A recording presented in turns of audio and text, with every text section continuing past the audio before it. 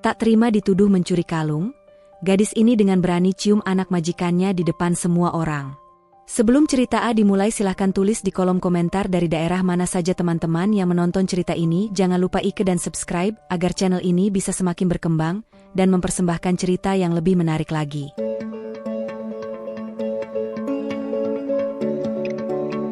Di sebuah desa kecil di pinggiran kota yang tenang, hidup seorang gadis bernama Salma. Dia berusia 20 tahun, dengan rambut hitam panjang yang selalu diikat sederhana, dan senyum yang bisa mencerahkan hari siapa saja. Salma berasal dari keluarga sederhana. Ayahnya petani, ibunya penjahit rumahan, dan dia anak sulung yang harus bantu keluarga sejak kecil. Hidup di desa nggak gampang, tapi Salma punya mimpi besar. Dia ingin belajar lebih banyak, mungkin kuliah suatu hari nanti, dan bikin keluarganya bangga. Setiap pagi, Salma bangun sebelum matahari terbit. Udara pagi masih dingin, embun menempel di daun-daun pisang di halaman rumah mereka yang reot.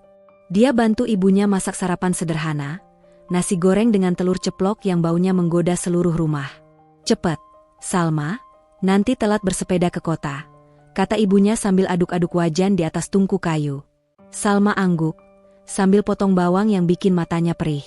Mereka makan cepat-cepat di meja kayu usang, sambil dengerin ayahnya cerita tentang panen padi yang lagi jelek musim ini.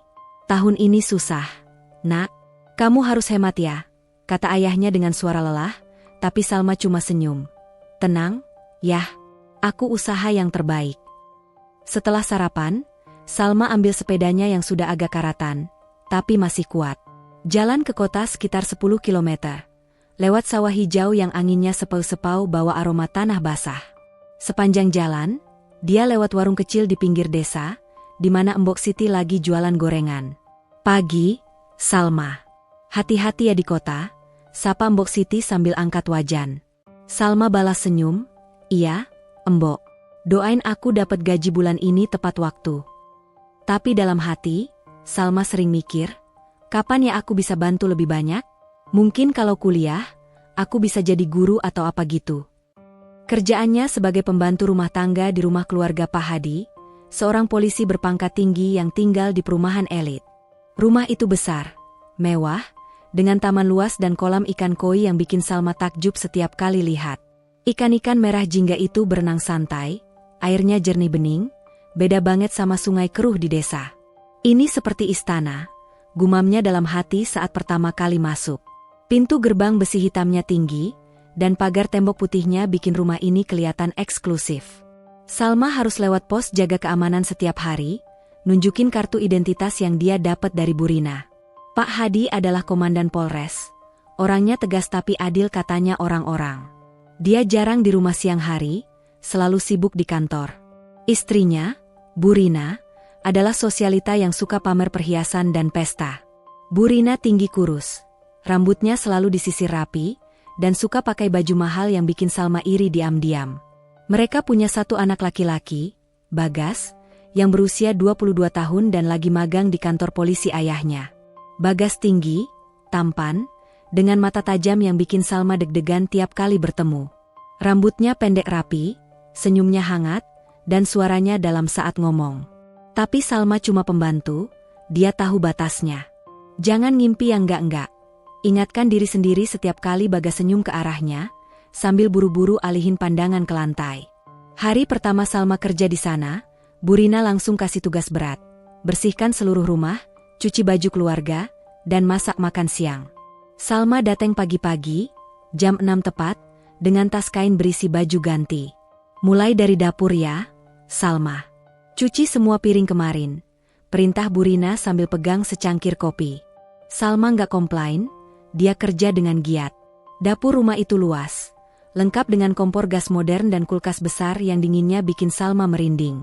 Dia gosok piring satu persatu, air sabunnya berbusa, baunya harum lavender dari sabun cuci. Setelah itu, dia pindah ke halaman, sapu daun-daun kering yang jatuh dari pohon mangga. Panas matahari mulai terasa, tapi Salma tetap semangat. "Ini demi keluarga," bisiknya dalam hati. Saat siang, Salma masak nasi goreng spesialnya, tambah sayur dan daging ayam yang dia iris tipis. Bau tumis bawang putih dan kecap manis nyebar ke seluruh rumah. Burina masuk dapur, Cicip sedikit.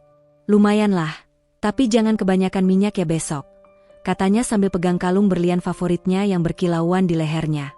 Kalung itu indah banget. Batu-batunya putih mengkilap seperti bintang, dan rantainya emas tipis. Salma cuma tersenyum. Iya, Bu, saya usahain. Tapi dalam hati senang. Uang gajinya lumayan, cukup buat beli keperluan sekolah adik-adiknya, seperti buku tulis dan seragam baru. Makasih ya, Tuhan, gumamnya saat istirahat sebentar di belakang rumah, minum air putih dari botol.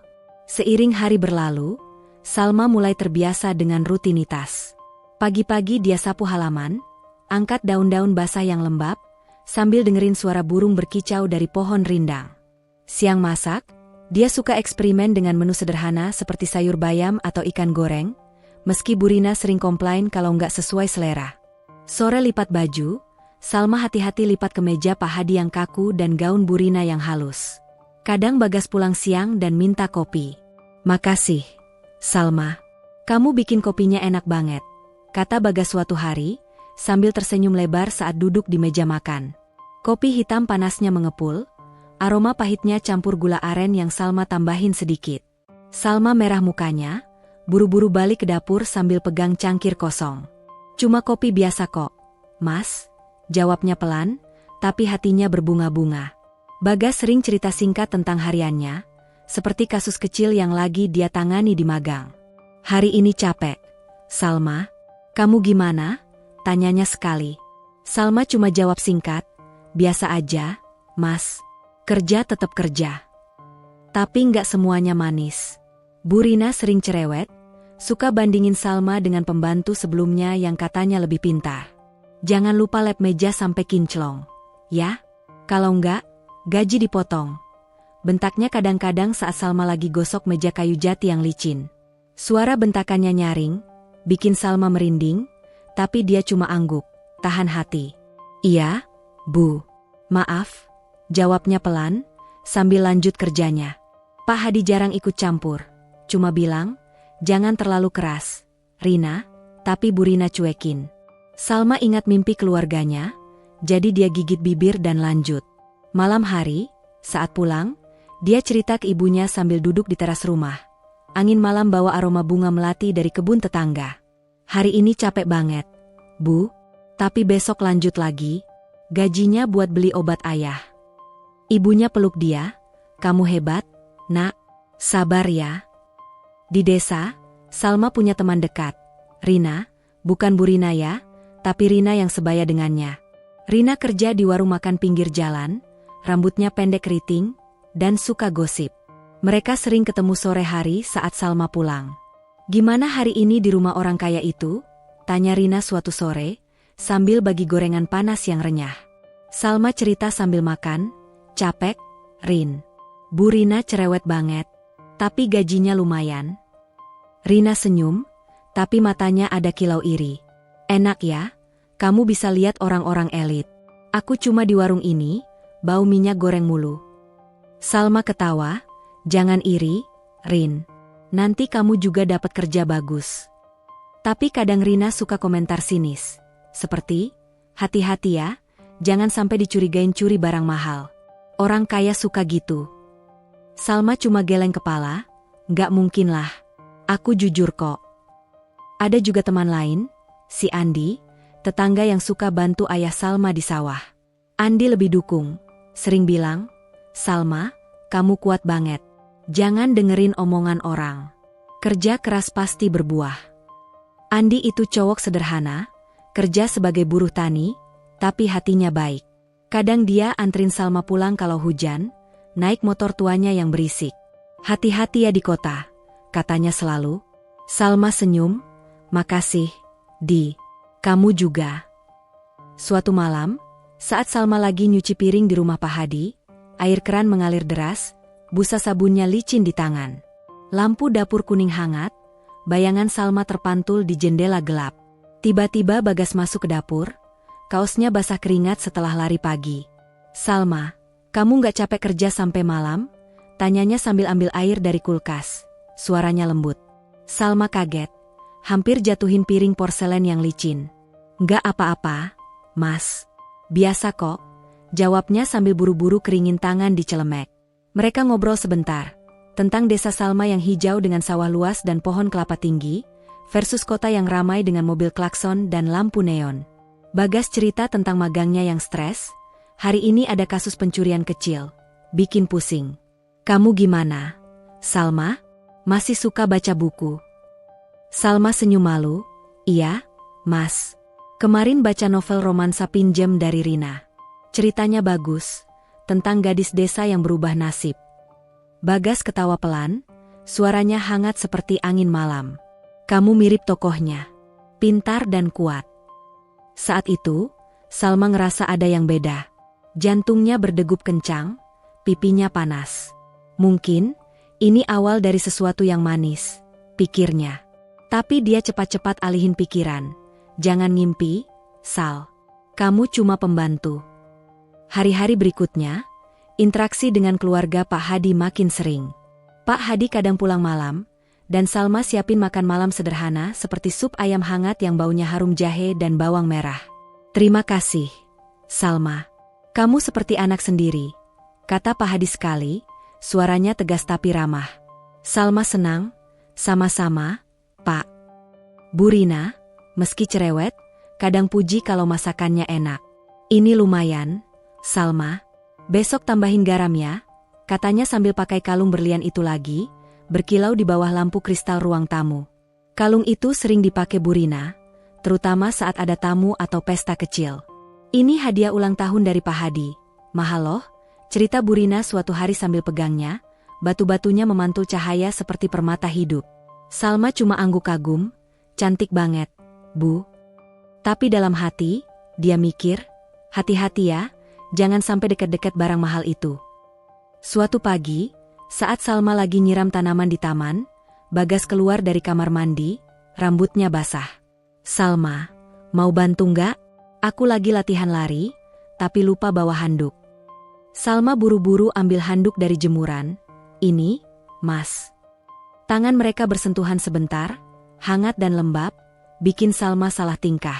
Makasih ya, kata Bagas sambil senyum, matanya tajam tapi lembut. Salma balik ke dapur, hatinya berbunga. Dia baik banget, gumamnya sambil potong sayur untuk makan siang. Di desa, suplot teman-temannya makin hidup. Suatu sore, Salma ketemu Rina di pasar kecil, beli sayur segar yang hijau dan segar. Salma, dengar-dengar kamu dekat sama anak majikannya? Goda Rina sambil pegang timun. Salma geleng kepala, apaan sih, Rin? Cuma ngobrol biasa. Tapi Rina iri, enak ya, kamu bisa lihat dunia orang kaya. Aku stuck di warung, bau amis ikan mulu. Salma coba hibur, nanti kamu juga bisa, Rin. Kita sama-sama usaha.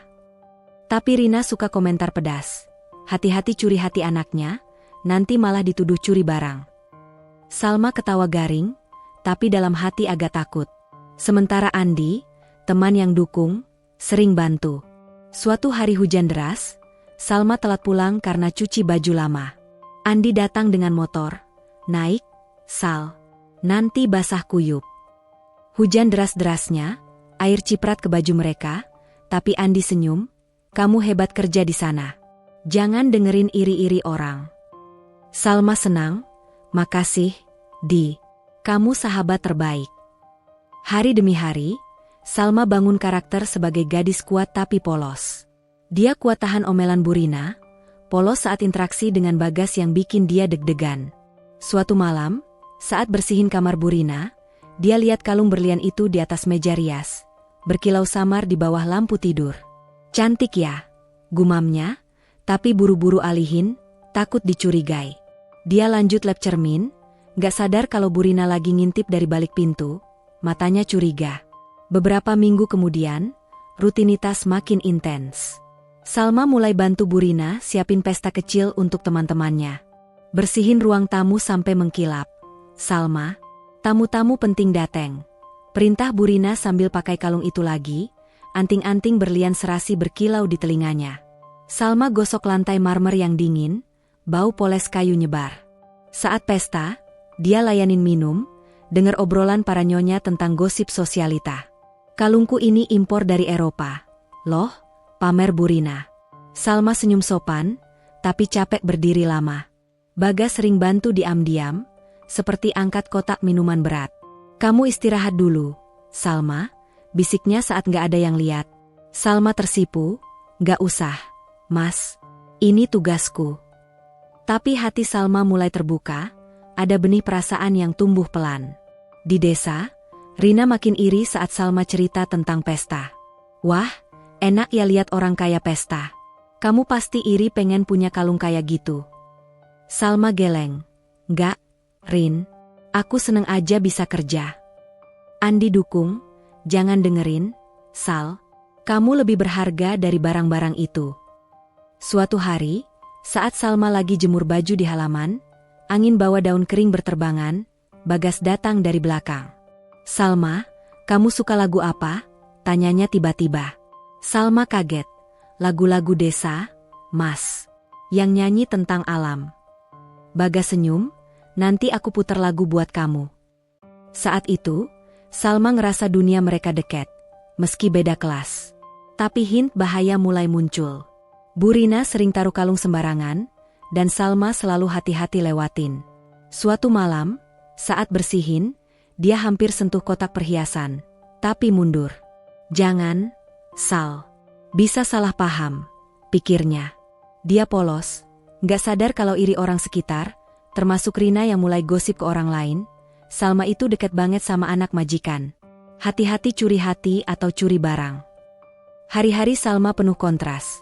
Capek fisik tapi bahagia hati saat interaksi dengan Bagas, dukungan Andi versus iri Rina, pujian Pak Hadi versus omelan Bu Rina. Dia kuat, tapi polosnya bikin dia gak siap buat badai yang datang. Saat matahari terbenam, Salma bersepeda pulang, angin sejuk bawa harapan. Tapi dia nggak tahu, nasibnya bakal berubah drastis. Di balik kemewahan rumah itu, ada rahasia yang bakal ngehancurin hidupnya, dan mungkin membuka jalan buat cinta tak terduga. Seminggu setelah Salma mulai nyaman kerja di rumah Pak Hadi, badai datang tanpa aba-aba. Pagi itu cerah, matahari menyusup lewat jendela kamar Bu Rina yang bergaya klasik Eropa. Cahayanya memantul di lantai marmer mengkilap. Salma sudah bangun lebih pagi dari biasanya, jam 5.30 pagi, karena Bu Rina kemarin malam bilang, besok bersihin kamar gue sampai kinclong. Salma, ada tamu penting malam ini. Salma angguk patuh, meski dalam hati mikir, lagi-lagi tambah kerja. Dia ambil kain lap microfiber yang lembut, semprotkan cairan pembersih yang baunya segar lemon, dan mulai dari sudut kamar. Kamarnya mewah. Lemari pakaian kayu mahoni penuh baju branded seperti Gucci dan Chanel yang tergantung rapi, baunya parfum mahal campur kayu mengembang. Meja rias di depan cermin besar. Di atasnya kotak perhiasan perak berukir indah. Tutupnya setengah terbuka menampakkan anting-anting dan gelang emas yang berkilau samar. Salma hati-hati banget, takut rusak apa-apa. Dia lap debu dari meja rias dulu, tangannya gerak pelan agar nggak nyenggol apapun. Jangan sampai kotor, nanti dimarahin lagi. Gumamnya sambil lap cermin yang lebar, bayangannya terpantul jelas, wajah polosnya dengan mata coklat besar, rambut diikat ekor kuda sederhana, dan seragam pembantu biru muda yang sudah agak pudar. Dia ingat kemarin Bu Rina marah gara-gara ada noda kecil di karpet. Kamu ceroboh banget, Salma, ini karpet impor. Salma cuma minta maaf, tapi hari ini dia janji lebih teliti. Setelah lap meja, dia pindah ke lemari, buka sedikit untuk vakum debu di rak bawah. Hati-hati nggak sentuh baju-baju halus itu. Bau kain sutra campur lavender dari laci parfum bikin hidungnya gatal sedikit. Tiba-tiba, pintu kamar terbuka keras. Suaranya berderit nyaring. Bu Rina masuk dengan wajah merah padam, rambutnya yang biasa rapi acak-acakan, mata melotot seperti lagi marah besar. Dia pakai kimono sutra merah, tapi kelihatan buru-buru. Salma, mana kalungku? Kalung berlian yang aku taruh di kotak ini. Bentaknya sambil langsung buka kotak perhiasan di meja rias, tangannya gemetar. Kotak itu terbuka lebar, isinya berantakan, anting emas berguling, gelang perak jatuh ke lantai, tapi kalung berlian yang biasa Bu Rina pamer itu nggak ada. Salma kaget, jantungnya berdegup kencang, buru-buru berhenti lap dan dekatin meja. Saya nggak tahu, Bu. Saya cuma bersihin aja. Kotaknya tadi pagi masih tertutup kok. Jawabnya pelan, Suaranya gemetar, sambil cek kotak itu sendiri. Tangan Salma dingin, dia angkat anting yang jatuh. Tapi nggak ada kalung. Bau parfum Burina yang kuat bikin Salma pusing, campur bau pembersih lemon yang masih nempel di kain lapnya. Tapi Burina nggak dengar. Dia langsung tuduh. Suaranya naik oktav, tangannya nunjuk muka Salma. Kamu pasti yang ambil. Pembantu desa kayak kamu emang suka curi-curi. Aku taruh di sini kemarin malam, dan kamu yang bersihin pagi ini. Mana kalung berlian itu? Hah? Itu hadiah anniversary dari Pak Hadi, harganya miliaran. Burina berteriak lebih keras. Wajahnya semakin merah, matanya menyipit curiga. Salma ngerasa dunia runtuh, lututnya lemas, dia mundur selangkah sampai punggungnya nyenggol lemari. Dia nggak pernah sentuh apa-apa selain kain lap dan sapu, tangannya bersih, nggak ada goresan atau apapun yang mencurigakan. Bu, saya nggak ambil. Saya janji. Saya cuma lap debu, nggak buka kotaknya. Tangisnya, air mata mulai netes ke pipi, suaranya pecah. Salma pegang dada, napasnya sesak, ingat betapa dia butuh gaji ini buat obat ayahnya yang lagi sakit paru. Bu, percaya deh, saya nggak bohong. Tambahnya sambil usap air mata dengan lengan baju, tapi Burina malah maju, pegang bahu Salma kasar. Jangan bohong. Kamu pikir aku nggak tahu? Pembantu sebelumnya juga curi, tapi kamu lebih parah. Salma mundur lagi, air matanya jatuh ke lantai marmer yang dingin, bikin noda kecil. Hatinya sakit banget, seperti ditusuk pisau. Dia ingat pagi tadi, saat dia masuk kamar, kotak itu masih aman, dia cuma lap di sekitarnya tanpa sentuh. Bu, tolong periksa lagi. Mungkin jatuh di bawah meja. Usulnya putus asa, sambil jongkok cek bawah meja rias, tangannya meraba-raba karpet tebal yang empuk, tapi nggak ada apa-apa. Burina malah panggil suaminya, suaranya menggelegar ke koridor. Hadi, Bagas, kemari cepat. Pembantu ini curi kalung gue. Rumah langsung rame, suara langkah kaki cepat dari lantai bawah, pintu-pintu terbuka, dan pelayan lain yang lagi masak di dapur berhenti kerja. Mata mereka melirik penasaran. Pak Hadi masuk duluan. Seragam polisinya rapi, kancing emasnya mengkilap, wajahnya tegas seperti biasa. Di belakangnya Bagas, kaos polo biru dan celana jeans, rambutnya masih acak-acakan pagi-pagi. Ada apa ini, Rina? Kenapa berisik pagi-pagi?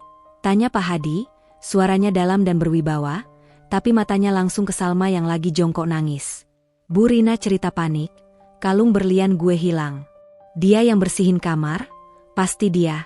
Periksa aja kamarnya. Pak Hadi angguk serius. Sebagai polisi dia nggak bisa abaikan tuduhan curian. Baik, mari kita periksa. Salma, ikut ke kamar kamu.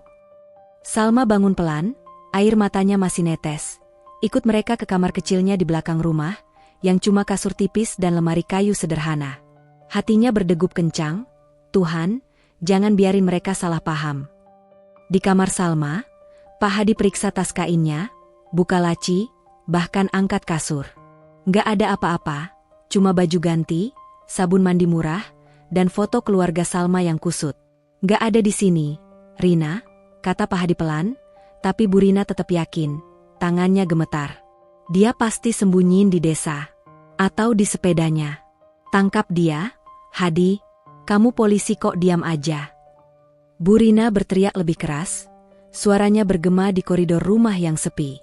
Bagas coba bela, matanya ke Salma yang lagi usap air mata. Mungkin ada salah paham.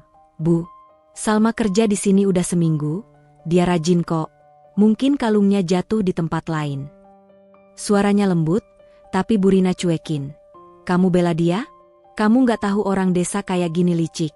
Panggil tetangga, biar semua lihat pencuri ini. Rumah langsung rame.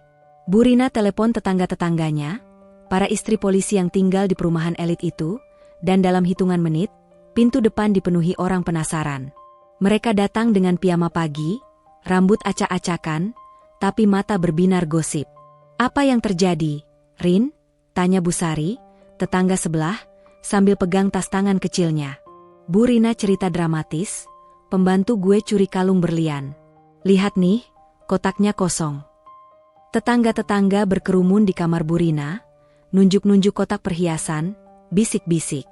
Pasti dia, Orang desa gitu kan suka curi, kata salah satu, suaranya nyaring. Salma berdiri di sudut, dipanggil ke depan, tangannya gemetar. Pencuri, usir aja. Jangan kasih kesempatan lagi, teriak Butia, tetangga lain, sambil nunjuk Salma dengan jari mani curenya yang merah. Salma dipermalukan di depan semua, air matanya nggak berhenti, hatinya marah campur sedih. Saya nggak curi, saya jujur, jeritnya pelan, tapi suaranya tenggelam di keriuhan. Bau parfum campur keringat orang-orang bikin ruangan pengap, Salma ngerasa seperti di penjara. Pak Hadi coba tenangin, kita nggak punya bukti, jangan buru-buru tuduh. Tapi Bu Rina ngotot, usir sekarang juga, nggak ada gaji bulan ini, dan jangan balik lagi. Bagas maju, pegang bahu Salma pelan. Salma, tenang, kita cari bareng. Tapi Salma tarik diri, matanya merah, nggak usah, Mas. Mereka nggak percaya saya. Dia ambil tasnya, bersepeda pulang dengan hati hancur. Angin pagi yang seharusnya segar malah bikin pipinya dingin basah air mata. Sepanjang jalan, pikirannya kacau. Kenapa mereka nggak percaya aku? Aku kerja keras, nggak pernah salah. Kakinya mengayuh cepat, tapi dada sesak, hampir nabrak pohon di pinggir jalan. Sampai di rumah desa, ibunya lagi jahit di teras, jarumnya gerak lincah di kain katun. Salma, kok pagi banget pulang? Ada apa? Tanya ibunya khawatir, lihat muka anaknya basah. Salma cerita sambil nangis terseduh, duduk di bangku kayu reot. Bu, saya dituduh curi kalung Bu Rina. Mereka usir saya tanpa bukti. Kenapa mereka nggak percaya aku, Bu? Ibunya peluk dia erat, baunya sabun colek sederhana. Sabar, nak, kamu jujur, Tuhan tahu. Kita cari kerja lain. Ayahnya dari sawah, tangan penuh lumpur. Jangan sedih, Sal. Kita keluarga kuat. Tapi Salma ngerasa hancur. Mimpi kuliahnya kayak makin jauh. Di desa, gosip nyebar cepat seperti api di rumput kering. Siang itu, saat Salma coba istirahat di kamar, tetangga-tetangga datang bertanya. Mbok Siti dari warung, dengar-dengar kamu dicuriin barang majikan? Beneran? Salma jelasin, enggak, Mbok. Saya enggak ambil. Tapi Mbok Siti geleng-geleng. Orang kota gitu, suka tuduh sembarangan. Rina, teman Salma, datang sore hari, bawa gorengan hangat, tapi matanya penuh iri. Kasian deh, Sal. Tapi untung juga, sekarang kamu bisa istirahat dari kerja capek itu. Salma curiga, kamu seneng ya, Rin? Rina ketawa garing, enggak lah, cuma kasihan. Tapi katanya kalungnya mahal banget. Loh, untung kamu nggak beneran ambil. Salma marah diam-diam. Rin, kamu kok gitu? Aku beneran nggak ambil. Rina cuma senyum tipis, tapi gosipnya dia yang nyebar ke yang lain. Salma dituduh curi, pasti ada asap ada api. Andi, teman yang dukung, datang malam hari, bawa nasi bungkus dari sawah. Jangan dengerin gosip, Sal. Kamu orang baik, mereka salah. Aku bantu cari kerja di sawah tetangga. Salma senyum lemah. Makasih, Di. Kamu satu-satunya yang percaya. Andi duduk di teras, angin malam bawa aroma tanah basah setelah hujan kecil. Kamu kuat, Sal? Ini cuma ujian. Tapi Salma susah tidur malam itu, pikirannya ke Bagas yang coba bela tadi, kenapa dia nggak lebih keras bela aku? Air matanya basah bantal tipisnya. Sementara di rumah Pak Hadi, Bu Rina tetap marah. Siang itu, dia mondar-mandir di ruang tamu, pegang ponsel sambil telepon teman-temannya. Iya, gue usir dia. Pasti dia yang curi, siapa lagi? Suaranya nyaring, tetangga-tetangga yang tadi datang masih ngumpul, minum teh sambil gosip. Bagus deh, Rin. Orang desa gitu emang gak bisa dipercaya, kata Butia. Pak Hadi di kantor, tapi telepon istrinya. Rina, jangan buru-buru. Tunggu laporan polisi. Tapi Bu Rina cuekin, kamu polisi kok lembek. Gue yakin dia. Bagas di kamarnya, gelisah, mondar-mandir sambil pegang ponsel, pengen telepon Salma tapi ragu. Salma nggak mungkin curi. Ibu salah besar. Gumamnya, ingat senyum polos Salma saat bikin kopi. Dia coba cari di kamar ibunya lagi, angkat bantal sofa, cek laci, tapi nggak ada. Hatinya sakit, harusnya aku bela lebih keras. Malam harinya, Salma coba cari kerja baru. Dia jalan ke warung Embok Siti. "Embok, ada lowongan nggak? Aku butuh kerja cepat." Embok Siti geleng. "Susah, nak." Gosip curi itu nyebar, orang ragu. Salma pulang dengan bahu merosot, hujan mulai gerimis, airnya dingin di kulitnya. Di rumah, dia bantu ibunya jahit, jarum menusuk kain, tapi pikirannya melayang. "Besok aku coba ke pasar kota, cari kerja cuci piring," katanya ke ibunya. Tapi dalam hati, dia takut. Gosip makin parah, anak-anak desa bisik-bisik saat lewat, itu si Salma pencuri. Rina malah tambah gosip. Katanya dia dekat sama anak majikan, mungkin curi buat beli hadiah. Andi marah dengar itu. "Rin, kamu jahat. Salma teman kita." Tapi Rina cuma ketawa, irinya makin besar. Beberapa hari berikutnya, Salma berjuang. Pagi-pagi dia bantu ayah di sawah, tangannya penuh lumpur basah, matahari panas terik bikin punggungnya perih. "Ini sementara, yah. Nanti aku cari kerja lain," katanya sambil tanam padi, air sawah dingin di betisnya. Sore hari, dia jalan kaki ke kota, tanya-tanya lowongan di restoran kecil, tapi pemiliknya ragu. "Gosip curi itu bener nggak, nak?" Salma jelasin panjang lebar, air matanya hampir jatuh lagi, tapi nggak dapet. Pulangnya capek, kakinya lecet, tapi dia tetap senyum ke adik-adiknya yang lagi main di halaman. "Jangan khawatir, kita baik-baik aja." Di sisi lain, di rumah Pak Hadi, Bu Rina makin parno. Dia beli kunci baru buat kotak perhiasan, pasang CCTV di kamar, gak mau lagi ada yang curi. Katanya ke Pak Hadi yang cuma geleng-geleng. Bagas diam-diam riset, tanya pelayan lain, "Kalian lihat Salma sentuh kotak?" Mereka geleng, "Nggak, Mas. Dia hati-hati banget." Bagas makin yakin ibunya salah, tapi nggak berani konfrontasi langsung. Malam itu, dia duduk di teras, angin malam sepoi, pikirannya ke Salma, harusnya aku hubungin dia. Kasian. Salma, di desa, mulai bangkit pelan. Andi ajak dia jalan ke sungai, airnya jernih mengalir. "Lupakan aja, Sal. Kamu pantas yang lebih baik." Salma senyum, "Iya, Di. Tapi sakit hati ini lama hilangnya."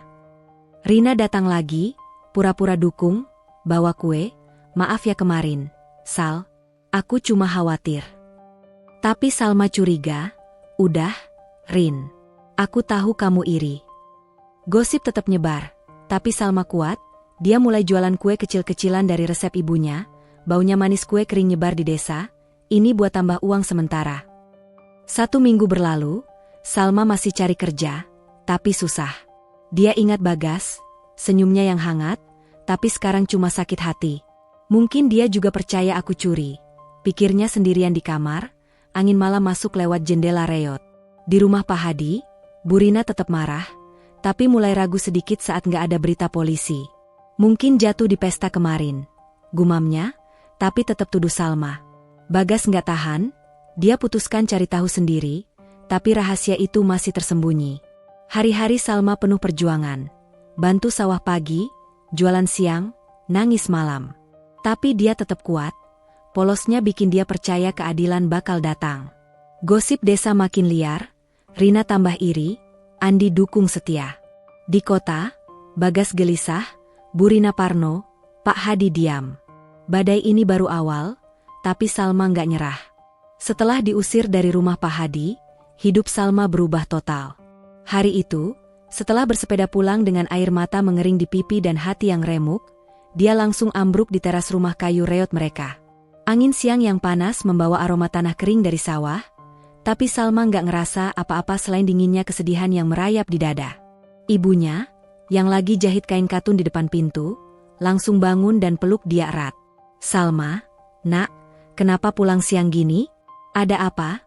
tanya ibunya dengan suara lembut, tangannya usap punggung Salma yang gemetar.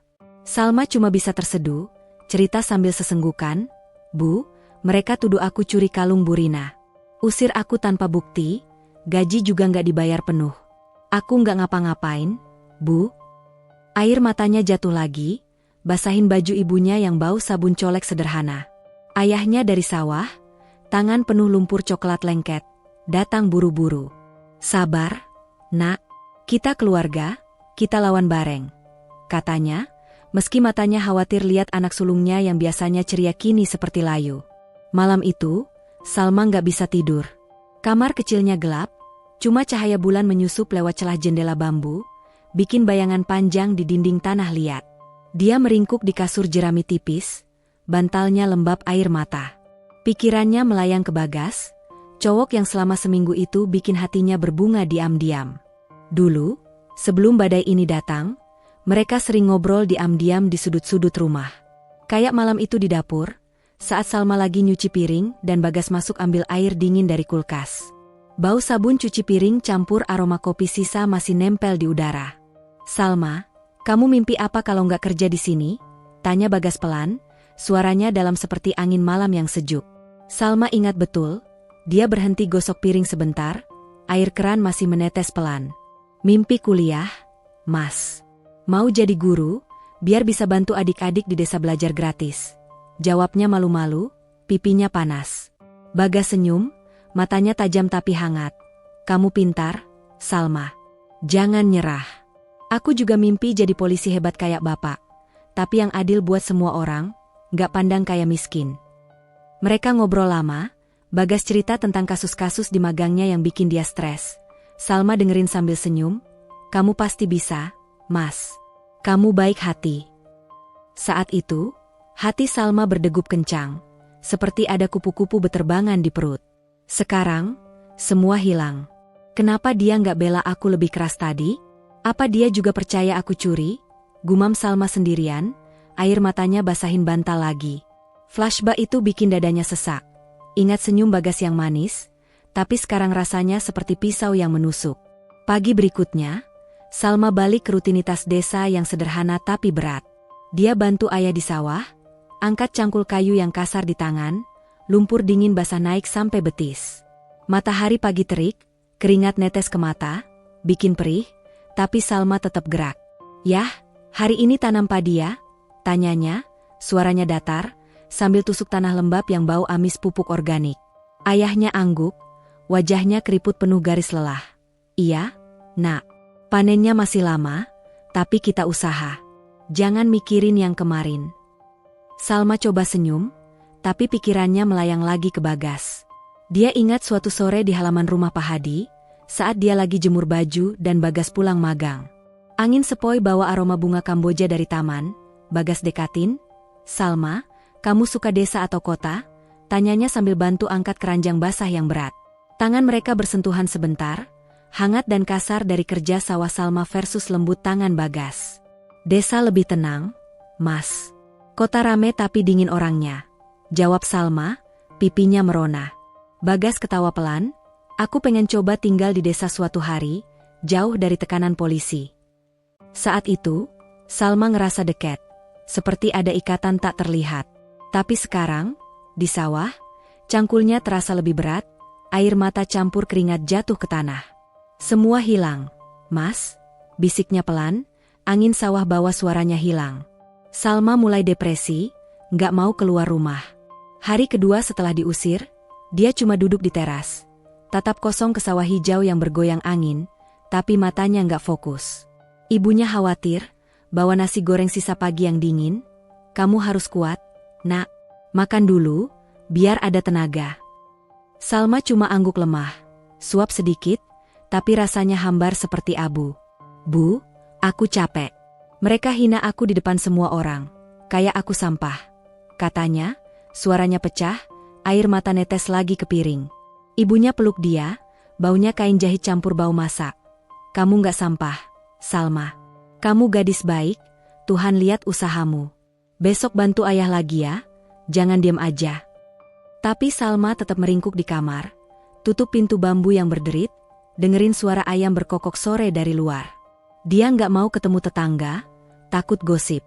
Depresi itu kayak kabut tebal, bikin dia susah bernapas, mimpi buruk malamnya tentang Burina yang teriak, "Pencuri!" dan Bagas yang diam aja. Suatu hari, saat ibunya suruh bersihin lemari tua di kamar, Salma nemu surat lama dari Bagas yang dia simpan diam-diam. Itu surat kecil, ditulis tangan di kertas sobek dari buku catatan, dia temuin di saku seragam lama. Tulisannya rapi, tinta biru pudar. Salma, terima kasih udah dengerin cerita aku kemarin malam. Kamu orang yang baik hati, jangan pernah berubah. Kalau capek kerja, istirahat ya. Bagas.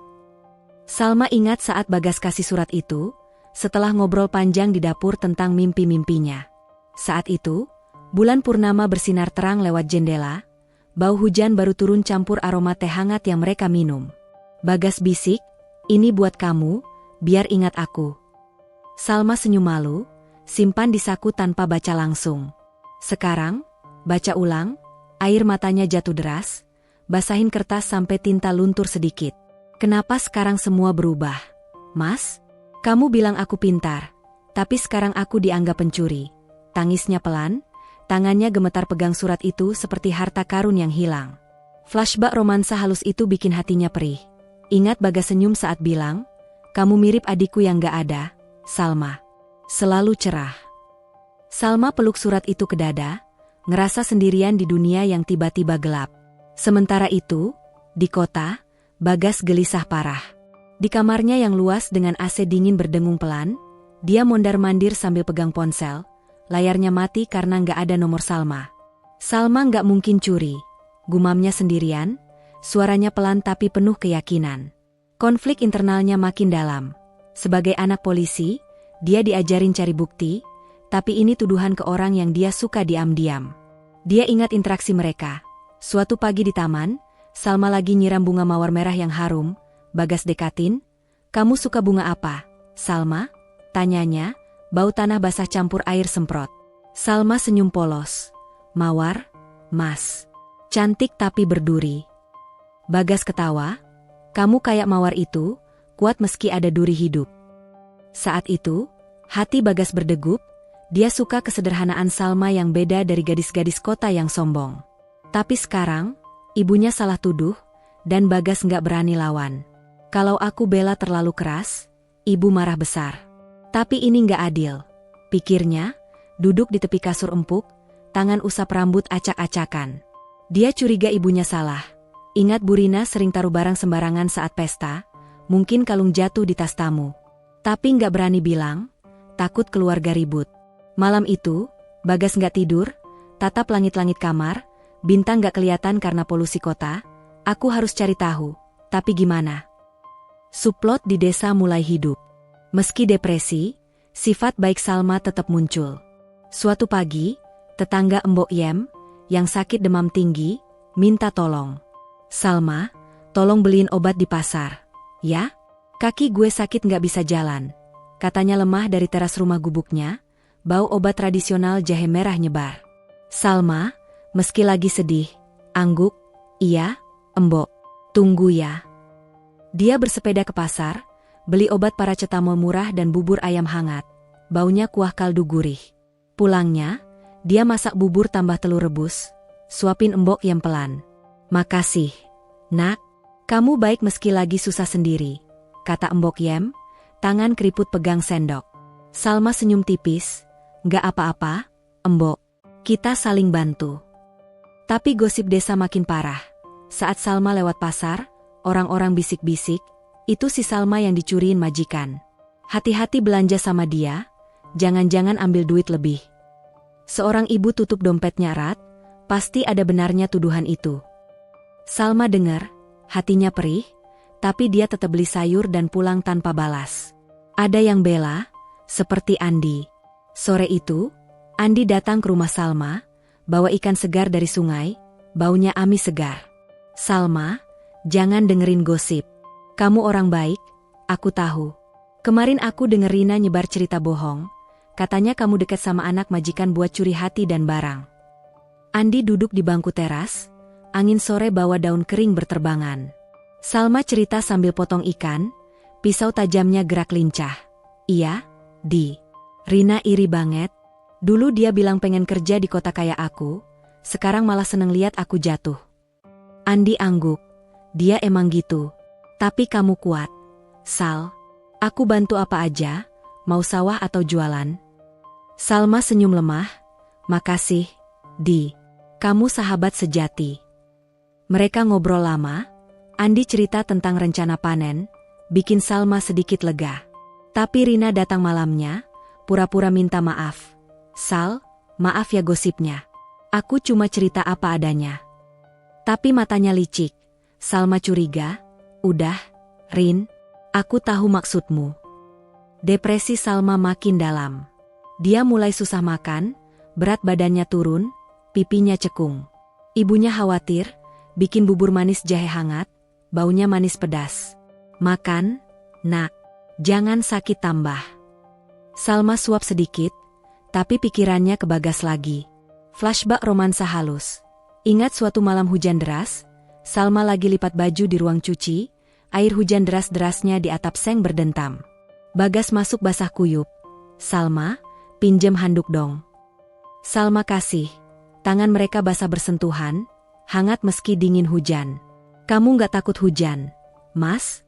Tanyanya. Bagas senyum. Takut, tapi ada kamu di sini, jadi enggak. Saat itu, Salma ngerasa spesial, seperti ada api kecil di hati. Sekarang, ingat itu bikin dia nangis lagi. Kenapa harus berakhir gini? Di kota, konflik internal Bagas makin parah. Pagi itu di kantor magang, dia lagi ngetik laporan kasus. Tapi pikirannya melayang. Teman magangnya, Andi, bukan yang di desa ya? Tanya, lo kenapa gelisah gitu? Gas? Kasus apa? Bagas geleng, enggak, cuma urusan rumah. Tapi dalam hati, dia berantem sendiri. Aku harus lawan ibu, tapi kalau ribut, bapak bisa marah. Salma nggak bersalah, aku yakin. Dia curiga kalung hilang karena pesta Burina kemarin. Tamu-tamu banyak, mungkin jatuh di tas seseorang. Siang itu, dia pulang cepat, cek tas ibunya lagi, angkat sofa, tapi nggak ada. Burina lagi telepon gosip. Iya, gue yakin pembantu itu. Orang desa gitu emang licik.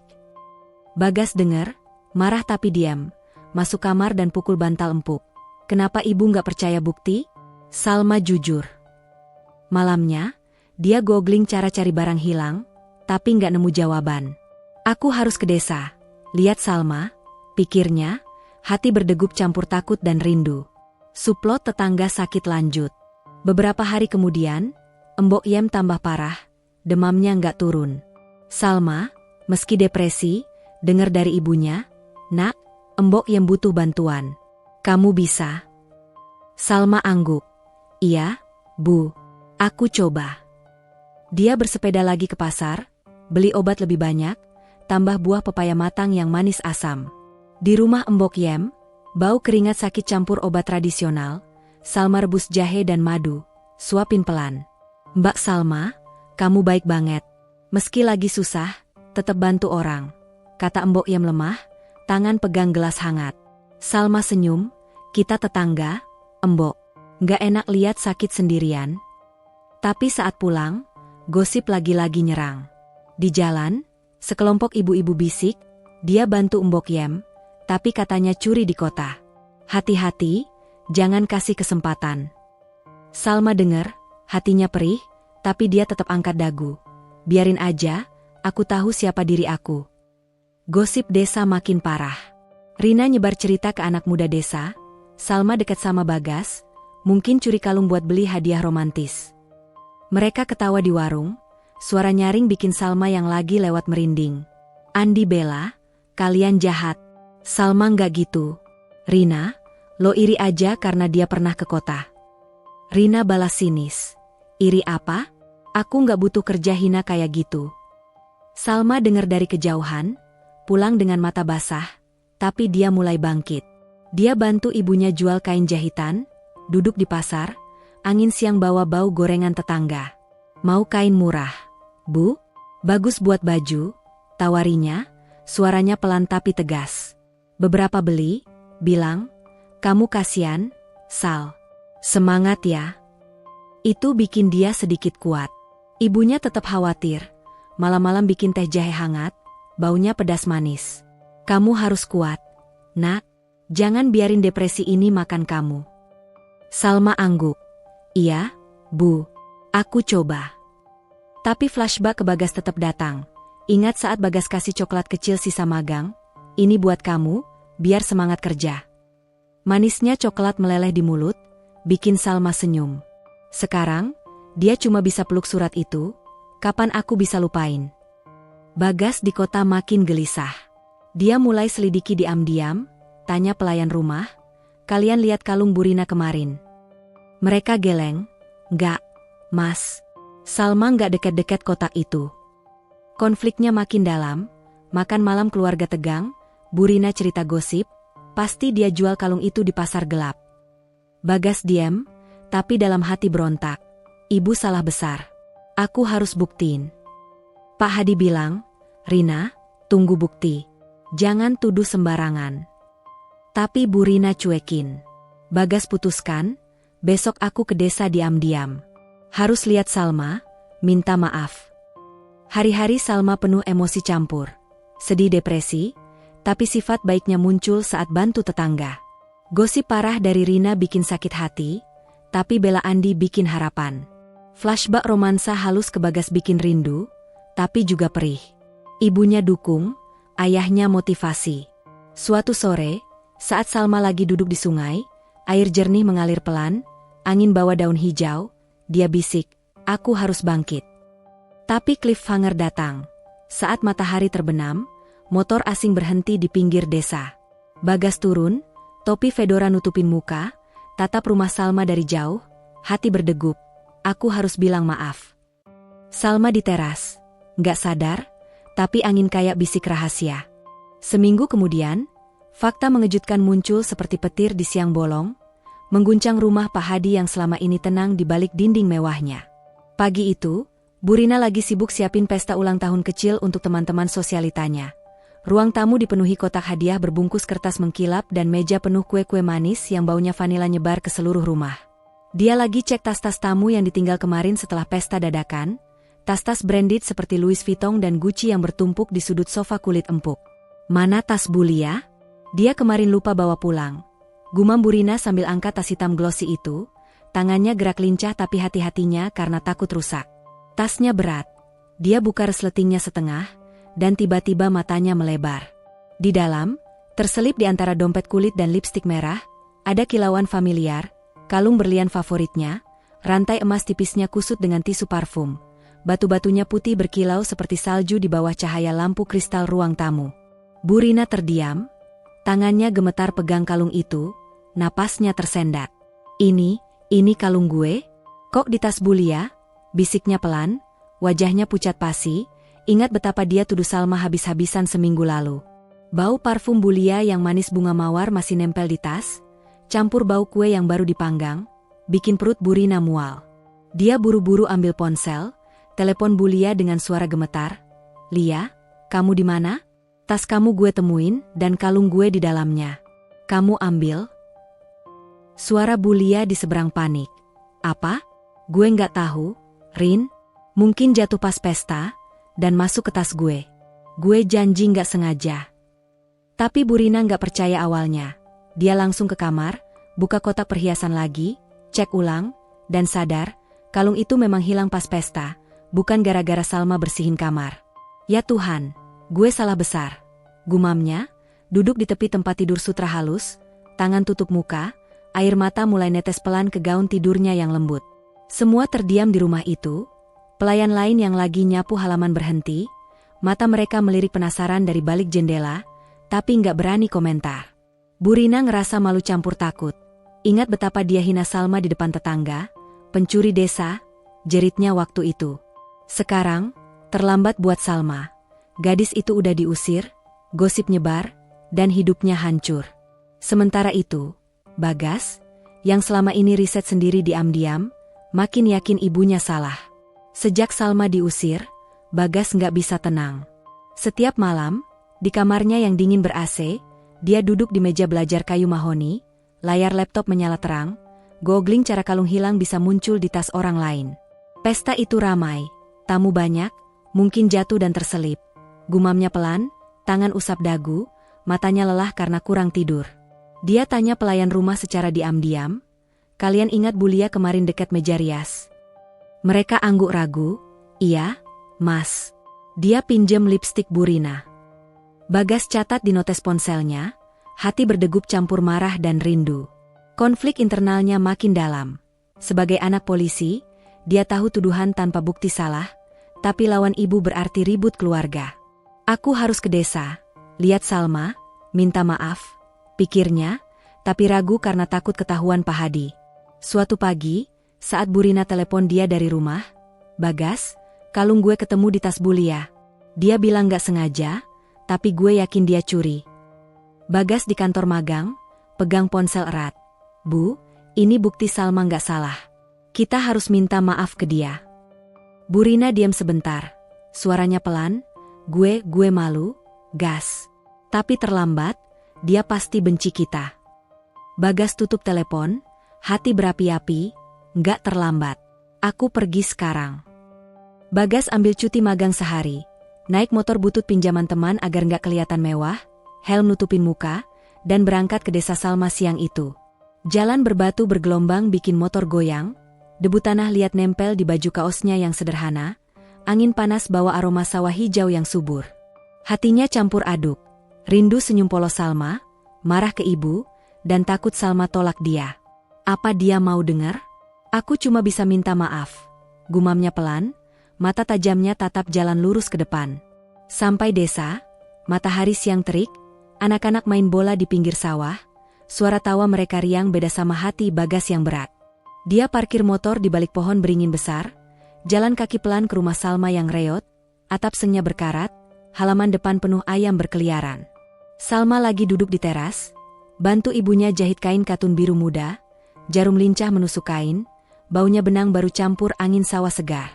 Wajahnya masih cekung depresi, tapi dia coba senyum ke adiknya yang lagi gambar di tanah dengan batu. Tiba-tiba, langkah kaki mendekat, Salma angkat kepala, dan matanya melebar. Bagas berdiri di depan pagar bambu, helm di tangan, kaosnya basah keringat, mata tajamnya penuh penyesalan. "Salma," katanya pelan, suaranya gemetar, maju selangkah. Ibunya Salma kaget. Kamu siapa? Dari kota?" Salma berdiri cepat, jarum jatuh ke lantai tanah, tangannya gemetar, campur marah dan kaget. "Mas Bagas, kamu ngapain kesini? Mau tuduh aku lagi?" jeritnya, suaranya naik, air mata mulai berkumpul di mata coklatnya yang lelah. Bagas angkat tangan, "Salma, maafkan kami. Aku datang buat jelasin. Kalungnya ketemu, bukan kamu yang ambil." Salma marah besar, maju ke pagar, tangannya pegang bambu kasar, napasnya cepat. "Kalian gak percaya aku. Bu Rina hina aku di depan semua orang, bilang aku pencuri desa. Kamu cuma bilang, salah paham, tapi gak bela beneran. Sekarang baru maaf? Terlambat, Mas. Hidup aku hancur gara-gara kalian." Air matanya jatuh, suaranya pecah, angin siang bawa daun kering berterbangan di sekitar mereka. Ibunya Salma tarik dia pelan. "Sabar, Nak, dengerin dulu." Tapi Salma geleng keras. "Enggak, Bu, dia dari keluarga yang hancurin aku." Bagas ngerasa dada sesak, matanya merah. "Salma, tolong denger. Aku riset sendiri, tanya pelayan, cek pesta ibu. Kalung jatuh pas Bu Lia dekat meja rias, terselip di tasnya. Ibu salah tuduh, dan aku gak berani lawan waktu itu. Maafin aku, please." Suaranya memohon, tangannya pegang pagar, jari-jarinya putih karena kuat pegang. Mereka ngobrol panjang di teras rumah Salma, setelah ibunya kasih air putih dingin di gelas kaca retak, baunya tanah liat dari sumur desa. Salma duduk jauh, lengan disilang, tapi mulai luluh pelan saat Bagas cerita. "Aku gak cerita sebelumnya, tapi masa kecilku sulit, Salma. Ayah sibuk polisi, ibu selalu pesta, aku sering sendirian. Suatu hari, waktu umur 10 tahun, aku main di sungai dekat desa ini, waktu liburan ke rumah nenek. Air deras banget gara-gara hujan, aku kepleset, hampir tenggelam." Bagas berhenti sebentar, matanya tatap jauh, seperti ingat air dingin yang narik kakinya. Salma kaget, "Sungai yang dekat sawah Mbok Yem?" Bagas angguk. "Iya." Aku panik, tangan pegang rumput basah, tapi arus kuat.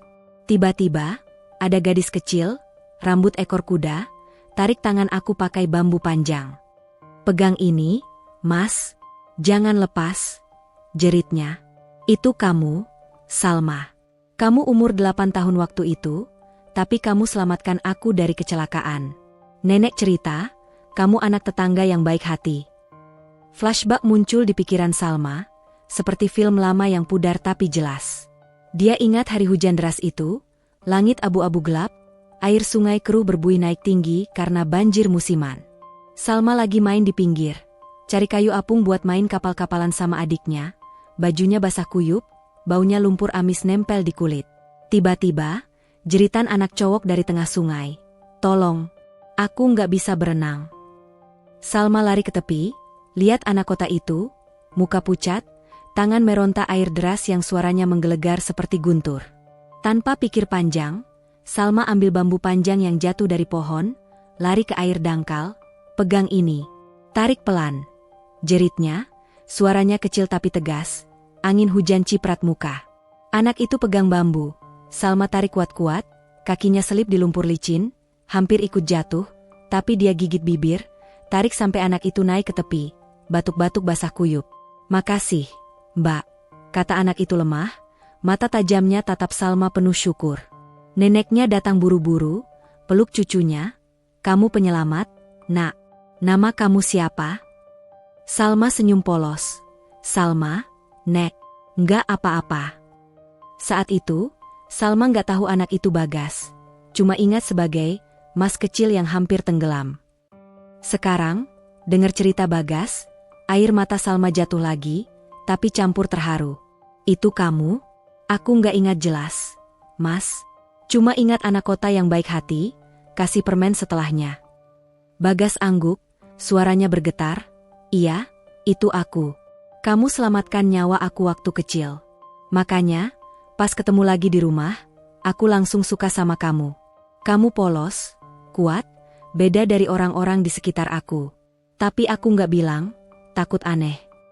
Rahasia keluarga mulai terungkap saat Bagas lanjut cerita, tatapannya dalam ke mata Salma yang masih merah. Keluarga aku, ibu sering kesepian gara-gara ayah sibuk. Makanya dia suka tuduh orang sembarangan buat ngerasa aman. Dulu, waktu kecil, ibu tuduh pengasuh aku curi uang, padahal hilang sendiri. Aku lihat ibu nangis sendirian, tapi nggak berani bilang. Aku takut ribut, Salma. Makanya waktu itu, aku cuma bilang, salah paham. Padahal aku yakin kamu nggak salah. Salma dengar pelan, hati mulai luluh, tapi masih sakit. Kenapa nggak bilang dari awal?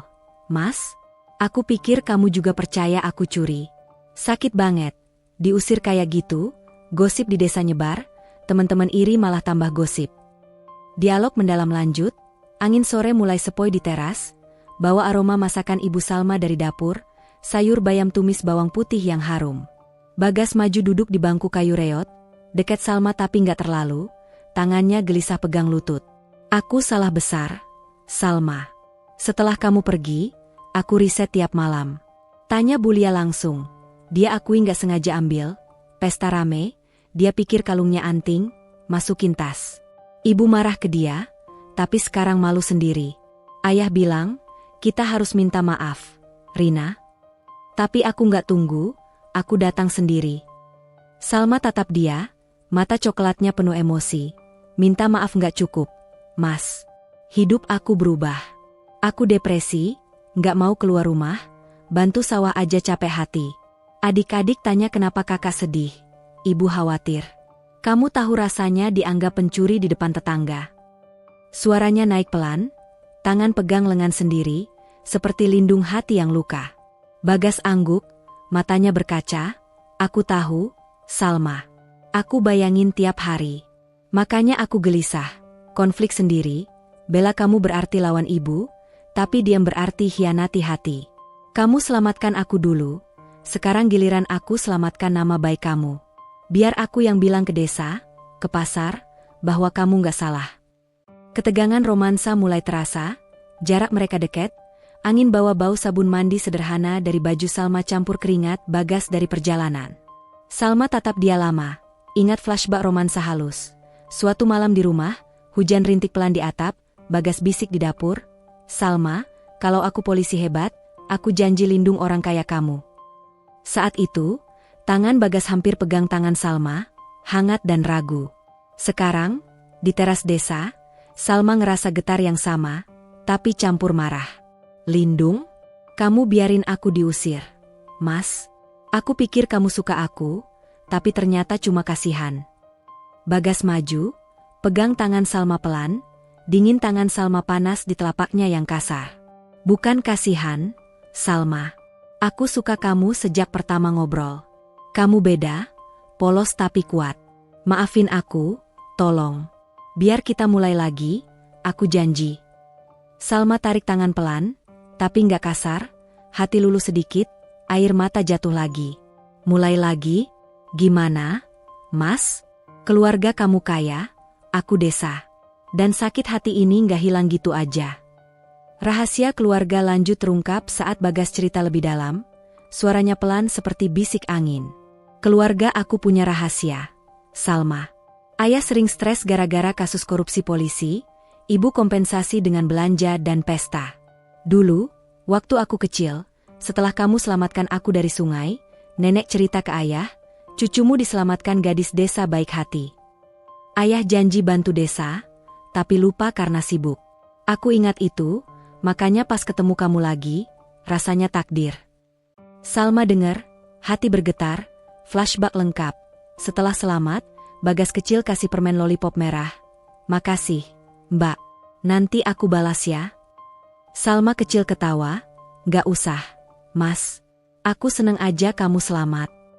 Sekarang, Bagas ulang. Aku balas sekarang, Salma. Biar aku bawa kamu ke kota, minta maaf resmi dari ibu.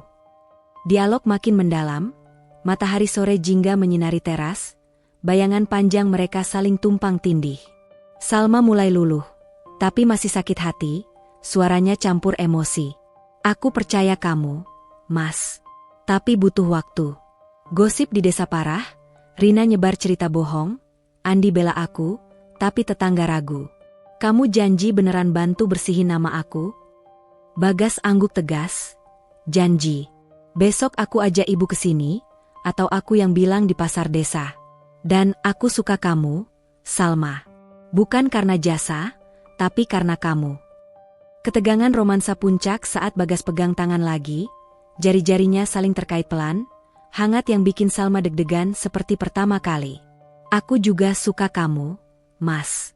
Tapi pelan-pelan ya, bisik Salma, pipinya merona, angin sore bawa harum bunga Kamboja dari pagar. Ibunya Salma senyum dari dapur, lihat mereka, mungkin ini awal baik. Tapi Salma masih ragu, tarik tangan pelan. Tunggu dulu, Mas. Sakit hati ini dalam. Cerita lebih lanjut tentang keluarga kamu. Bagas lanjut, rahasia keluarga terbuka.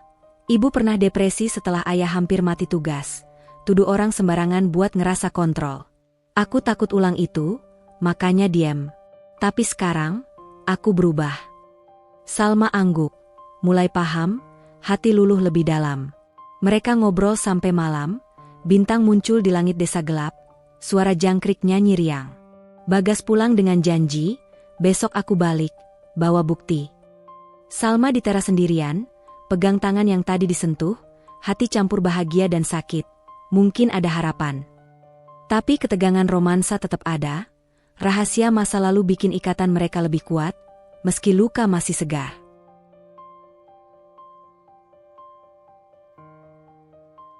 Di pesta ulang tahun Pak Hadi yang ke-50, suasana rumah mewah di perumahan elit itu bergemuruh seperti pesta kerajaan modern. Malam itu cerah, langit hitam bertabur bintang samar di balik polusi kota, tapi cahaya lampu-lampu sorot warna-warni menyinari taman belakang yang luas, bikin semuanya berkilau seperti permata. Meja-meja bundar ditutup taplak sutra putih, di atasnya penuh hidangan mewah, sate ayam empuk berasap harum rempah, nasi goreng seafood dengan udang segar mengkilap, salad buah potong rapi yang baunya manis nanas campur jeruk, dan kue tar coklat raksasa bertingkat dengan lilin 50 nyala terang. Musik live dari band kecil memainkan lagu-lagu pop Indonesia campur jazz lembut, suara gitar akustik dan saksofon mengalun pelan, bikin tamu-tamu bergoyang pelan di area dansa yang ditandai karpet merah tebal.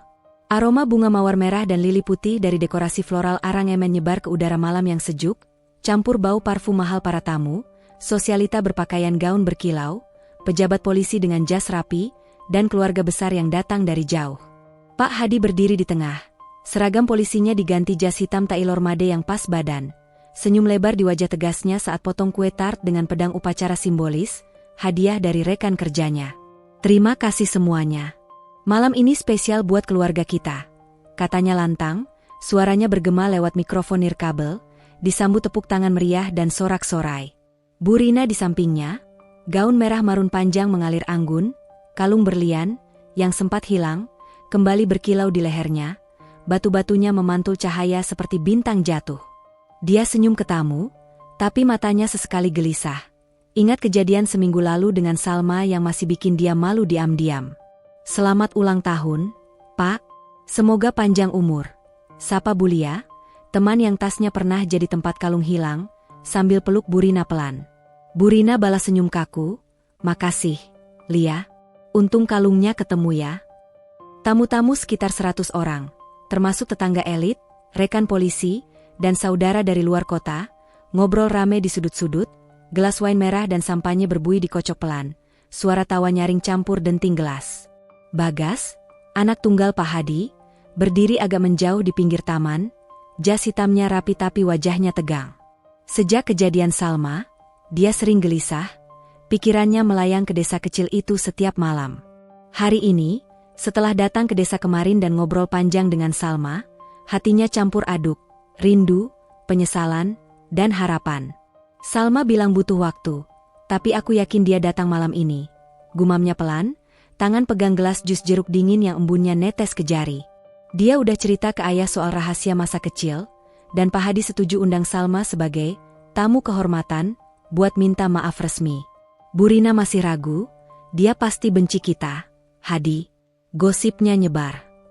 Tapi Pak Hadi tegas, kita salah, Rina, harus ditebus.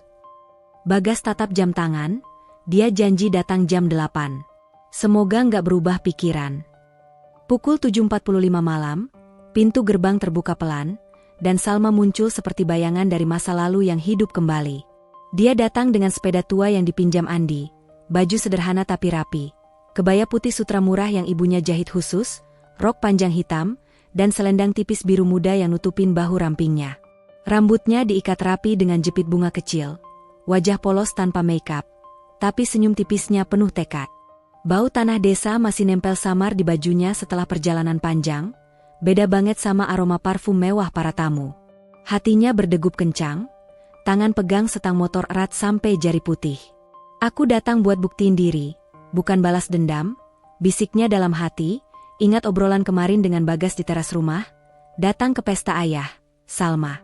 Biar semua tahu kamu gak salah, dan aku tunggu kamu. Salma turun dari sepeda, parkir di pinggir, jalan pelan ke pintu masuk, mata para penjaga keamanan melotot penasaran. Mau kemana, Mbak? Tanya salah satu. Salma angkat dagu, undangan dari Pak Hadi. Saya Salma. Mereka angguk ragu, biarin masuk, dan Salma melangkah ke taman pesta. Cahaya lampu sorot bikin bayangannya panjang di rumput hijau yang rapi. Tamu-tamu mulai notis dia, bisik-bisik mulai nyebar seperti api kecil.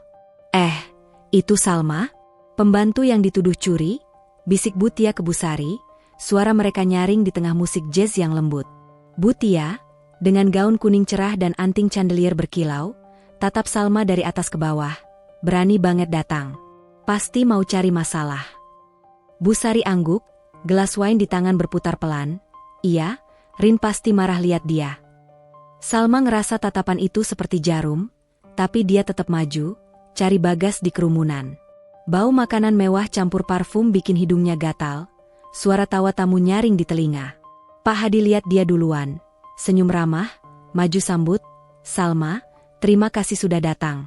Kamu tamu istimewa malam ini. Suaranya tegas tapi hangat, tangan jabat tangan Salma pelan, bikin gadis itu sedikit lega. Sama-sama, Pak. Saya datang buat jelasin semuanya, jawab Salma pelan, suaranya gemetar tapi tegas.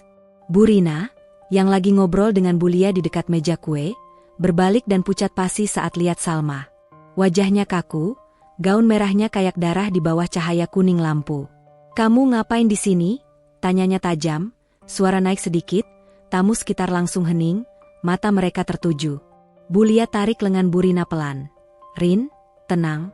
Kamu kan udah minta maaf kemarin." Tapi Bu Rina cuekin. Maju selangkah, kalung berlian di lehernya bergoyang. "Kamu berani datang setelah curi kalung gue? Ini pesta keluarga, bukan tempat pencuri." Tuduhannya nyaring, bergema di taman, musik band pelan-pelan berhenti, suara gelas diletakkan mendadak, semua mata ke Salma. Tamu-tamu berbisik rame. "Lagi-lagi, dia emang pencuri," kata seorang pejabat polisi tua, suaranya kasar. Bu Tia ketawa sinis, "Lihat deh, datang buat apa? Minta duit ganti rugi?" Kerumunan mulai dekat, aroma ketegangan campur bau makanan basi di udara malam yang mulai dingin. Salma berdiri tegar, tangannya gemetar di sisi rok, tapi matanya tajam tatap Bu Rina. Hatinya berdegup kencang seperti drum perang. Ingat semua hinaan seminggu lalu, gosip desa yang bikin dia depresi, dan janji Bagas. "Saya nggak curi, Bu. Kalung itu ketemu di tas Bulia, kan?" "Semua tahu sekarang," jawabnya lantang, suaranya pecah tapi berani, angin malam bawa kata-katanya ke seluruh taman. Bu Rina tersentak, Itu kesalahan. Kamu tetap yang bersihin kamar, pasti kamu yang ambil dulu." Tuduhannya makin keras, tamu-tamu sorak setuju, "Bener, usir lagi." Suara mereka bergemuruh, seperti ombak menghantam, bikin Salma mundur selangkah, napasnya sesak. Bagas maju dari pinggir, wajah tegang. "Bu, stop." Salma nggak salah. Kalung jatuh pas pesta, terselip di tas Bulia. "Ayah, bilang sesuatu."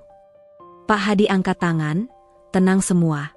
Malam ini buat rayain, bukan ribut." Tapi kerumunan makin rame, Bu Tia maju, "Kamu bohong. Kamu datang buat apa? Cari perhatian anaknya?" Matanya sinis nunjuk Bagas, yang berdiri dekat Salma sekarang. Salma ngerasa terpojok, air mata mulai naik, tapi tiba-tiba api berani menyala di dadanya. Dia tatap Bagas. Ingat obrolan mereka di desa, rahasia masa kecil, dan perasaan yang tumbuh pelan. "Ini buat buktiin aku nggak curi," katanya lantang, suaranya menggelegar melewati bisik-bisik, lalu tanpa pikir panjang, dia maju ke Bagas, tarik kerah jasnya pelan, dan cium bibirnya di depan semua orang. Ciuman itu lembut tapi tegas. Bibir Salma hangat menyentuh bibir Bagas yang dingin kaget, aroma sabun sederhana Salma campur aftershave Bagas yang segar mint, dunia sekeliling kayak berhenti. Tamu-tamu syok, mulut terbuka lebar, gelas jatuh ke rumput dengan denting pecah, musik band mati total, angin malam bawa keheningan yang tegang. Salma mundur sedikit, pipinya merah padam, napasnya cepat, tatap semua orang dengan mata berapi. "Ini bukti aku nggak curi, karena aku sayang Bagas. Kalau aku pencuri, kenapa aku rela hina diri sendiri buat dia?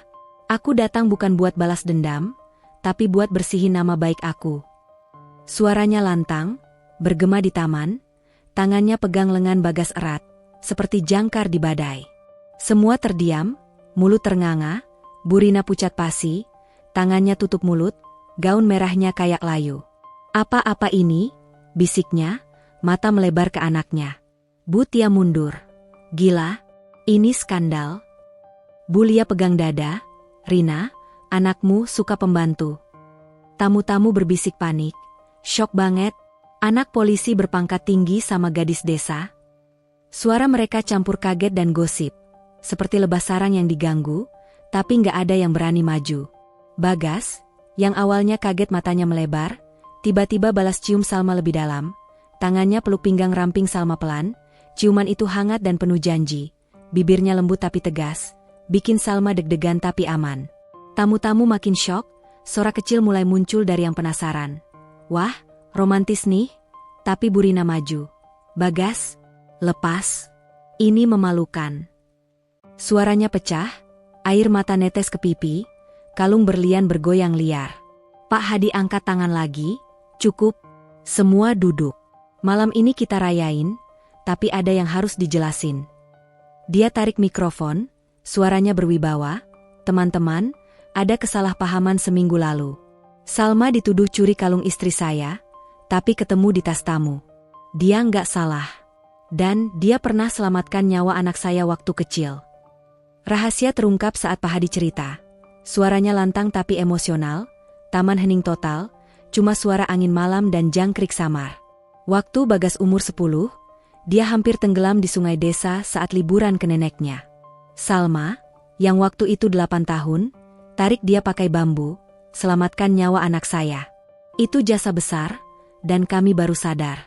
Malam ini, Salma tamu kehormatan, bukan musuh. Flashback detail muncul di pikiran semua. Pak Hadi cerita dengan suara bergetar. Aku ingat nenek cerita, gadis desa berani tarik Bagas dari arus deras.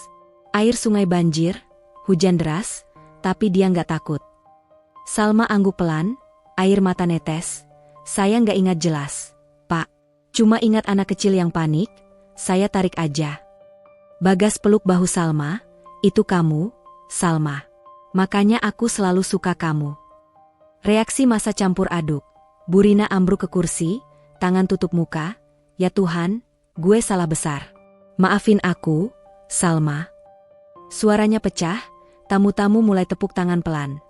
Wah, heroik, kata seorang rekan polisi, mata berbinar. Bu Tia diem, malu sendiri. Bu Lia maju peluk Bu Rina. Kita semua salah paham.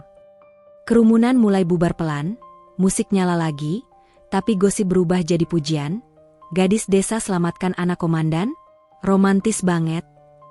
Salma dan Bagas berdiri dekat, tangan saling genggam, hati Salma lega campur bahagia, akhirnya terbukti. Pesta lanjut, tapi malam itu jadi titik balik. Rahasia terungkap, cinta mekar di depan semua.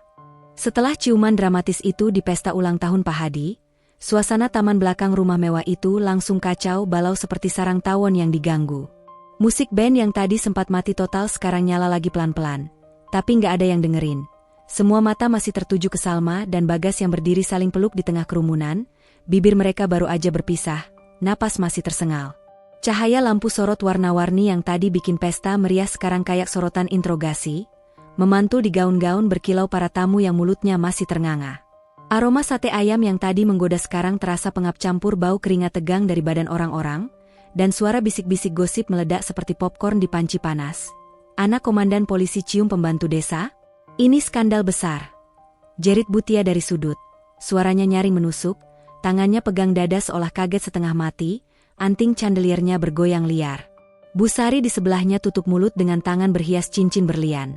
Rina, anakmu gila apa? Dia dari desa. Loh, apa kata orang nanti? Tamu-tamu lain mulai bergerombol, gelas wine merah dan sampahnya berbuih ditinggal begitu aja di meja. Denting gelas pecah samar terdengar dari yang jatuh ke rumput basah embun malam. Bu Rina, yang tadi pucat pasi, sekarang ambruk ke kursi lipat terdekat, gaun merah marunnya kusut seperti daun layu, tangannya tutup muka tapi air mata netes deras ke pipi bedak tebalnya. Bagas, lepas dia. Ini memalukan. Kamu anak polisi, bukan pemuda desa yang main cinta-cintaan. Jeritnya, suaranya pecah campur marah dan malu, kalung berlian di lehernya bergoyang hebat seolah ikut protes. Wajahnya merah padam, bukan lagi sosialita angkuh tapi ibu yang panik. Ingat betapa dia yang mulai tuduhan ini dan sekarang balik ngehantam keluarganya sendiri. Pak Hadi maju cepat, tangan tegas pegang bahu istrinya, seragam jas hitamnya yang rapi sekarang kelihatan kaku. Rina, tenang. Semua ini gara-gara kesalahan kita. Salma nggak salah, dan anak kita ya, anak kita suka dia. Suaranya berwibawa seperti saat pidato di kantor polisi, tapi ada getar emosi di ujungnya, mata tegasnya tatap kerumunan yang mulai ribut.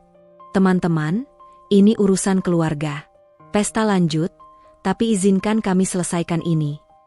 Keluarga langsung kacau. Bu Rina bangun lagi, maju ke arah Salma dengan langkah goyah, sepatu hak tingginya nyangkut rumput basah, tangannya ulur tapi gemetar. Salma, maafin Bu. Bu salah tuduh kamu. Kalung itu kesalahan Bu Lia, bukan kamu. Bu malu banget, tolong maafin. Suaranya bergetar, air mata netes ke gaun, bedaknya luntur bikin garis hitam di pipi. Emosinya campur, malu karena di depan 100 tamu elit, takut gosip nyebar ke lingkaran sosialitanya, dan sedikit iba ke Salma yang tadi berani buktiin diri. Salma mundur selangkah, tangannya masih genggam lengan Bagas erat, napasnya cepat, mata coklatnya penuh amarah yang belum pudar. Maaf? Bu bilang maaf sekarang setelah saya diusir, gosip nyebar di desa, dan saya depresi berhari-hari? Bu hina saya di depan tetangga, bilang, pencuri desa. Sekarang Bu minta maaf gara-gara malu di pesta sendiri? Nggak gampang, Bu. Jawabnya lantang, suaranya pecah tapi tegas. Angin malam dingin bikin bulu kuduknya merinding, tapi dia tetap berdiri tegak. Kebaya putihnya yang sederhana kontras banget sama gaun mewah Bu Rina. Hatinya sakit perih. Ingat malam-malam nangis sendirian, tapi juga ada keberanian baru dari ciuman tadi. Bagas langsung bela Salma, maju setengah langkah di depan gadis itu, tangannya peluk pinggang Salma pelan, seperti perisai. Bu, stop. Salma nggak salah, dan aku yang suka dia duluan. Dari awal, aku tahu dia baik hati. Ingat masa lalu? Salma selamatkan nyawa aku waktu kecil. Suaranya tegas, mata tajamnya tatap ibu, konflik internalnya meledak. Sebagai anak patuh, dia takut lawan, tapi cinta ke Salma bikin dia berani. Bu Rina tersentak. Masa lalu apa? Kamu gila, Bagas. Dia cuma pembantu, kita keluarga polisi. Tapi Bagas lanjut cerita, suaranya lantang supaya semua tamu dengar. Angin malam bawa kata-katanya ke seluruh taman. Waktu aku umur 10, liburan ke nenek di desa, aku hampir tenggelam di sungai banjir. Air deras, aku panik, tangan meronta rumput basah licin. Tiba-tiba, gadis kecil umur 8 tahun tarik aku pakai bambu panjang. Pegang ini, Mas. Tarik pelan. Jeritnya, itu Salma. Dia selamatkan aku, Bu. Nenek cerita ke ayah, tapi kita lupa. Sekarang, dia diselamatkan nama baiknya gara-gara jasa itu, tapi kita malah tuduh dia pencuri. Emosinya meluap, tangan Bagas gemetar pegang Salma. Ingat flashback, air sungai dingin narik kakinya, jeritan paniknya, dan tangan kecil Salma yang kuat tarik bambu sampai dia naik ke tepi. Batuk-batuk basah kuyup. Makasih, Mbak, katanya waktu itu, mata kecilnya penuh syukur. Kerumunan tamu makin kacau, bisik-bisik berubah jadi sorak campur empati. Wah, heroik. Gadis desa selamatkan anak komandan, kata seorang rekan polisi tua, suaranya kagum, tangan tepuk pelan. Bu Tia diem, malu sendiri, mundur ke meja minum, gelasnya gemetar. Bu Lia maju, peluk Bu Rina yang lagi sesenggukan. Rin, maafin dia. Kita semua salah paham. Salma hebat. Tapi Bu Rina tetap tolak. Air matanya netes. Bagas, kamu nggak ngerti. Ini soal martabat keluarga. Pak Hadi angkat tangan. Cukup, Rina. Kita salah, dan sekarang anak kita bahagia. Biarin mereka. Suaranya tegas, tapi matanya lembut ke Salma. Terima kasih udah selamatkan Bagas dulu, Nak. Salma angguk pelan, tapi tolak maaf Bu Rina lagi. Bu, maaf nggak cukup. Saya butuh waktu. Saya pergi dulu. Dia tarik tangan Bagas, berjalan cepat keluar taman, sepatu hak sederhananya nyangkut rumput, angin malam dingin bikin bahunya menggigil. Mereka kabur bareng dari pesta, Bagas ambil kunci mobil ayahnya diam-diam dari meja samping. Ikut aku, Salma. Kita ngobrol tenang. Salma angguk, meski hatinya campur aduk, naik ke mobil hitam mewah yang bau kulit baru dan AC dingin. Bagas nyetir pelan keluar perumahan, lewat jalan raya yang lampunya kuning samar, hati mereka berdegup kencang. Kemana, Mas? Tanya Salma pelan, tangan pegang setang pintu, aroma parfum Bagas yang mint bikin dia tenang sedikit. Ke sawah desa kamu. Tempat tenang, gak ada yang ganggu. Jawab Bagas, suaranya lembut, tangan kirinya pegang setir, kanan hampir pegang tangan Salma tapi ragu. Mereka nyampe sawah malam itu, parkir di pinggir jalan tanah, turun dan jalan pelan ke hamparan sawah hijau yang bergoyang angin malam. Bulan purnama bersinar terang bikin air sawah berkilau seperti perak. Bau tanah basah campur padi muda segar nyebar, suara jangkrik dan katak nyanyi riang di kejauhan, angin sejuk bawa dingin yang nyaman. Mereka duduk di batu besar pinggir sawah, bahu saling sentuh, napas pelan-pelan tenang. Ngobrol di sawah itu penuh emosi dan romansa. Bagas mulai duluan, tatap Salma di bawah cahaya bulan, matanya tajam penuh penyesalan. Salma, tadi di pesta ciuman itu bikin aku sadar. Aku suka kamu sejak lama, bukan cuma karena jasa masa lalu. Kamu polos, kuat, bikin aku pengen jadi lebih baik. Suaranya pelan, tangan pegang tangan Salma yang dingin, jari-jarinya saling terkait hangat. Salma tatap dia, air mata masih basah. Mas, aku juga suka kamu. Dari ngobrol di dapur, senyummu bikin hati aku hangat. Tapi sakit hati ini, Bu Rina tolak aku, keluarga kacau gara-gara kita. Emosinya meluap, kepala sandar bahu Bagas, baunya sabun sederhana Salma campur aftershave Bagas bikin momen intim. Bagas peluk dia pelan, aku bela kamu terus, Salma. Ayah dukung, ibu bakal luluh. Cinta kita tumbuh pelan, kayak padi di sawah ini, awalnya kecil, tapi kuat. Romansa mekar saat Bagas cium kening Salma lembut, bibirnya hangat di kulit dingin, aku janji lindung kamu, seperti kamu lindung aku dulu. Salma senyum tipis, hati luluh, pelan-pelan ya, Mas. Tapi aku percaya. Cinta mereka tumbuh di sawah itu, ngobrol sampai larut.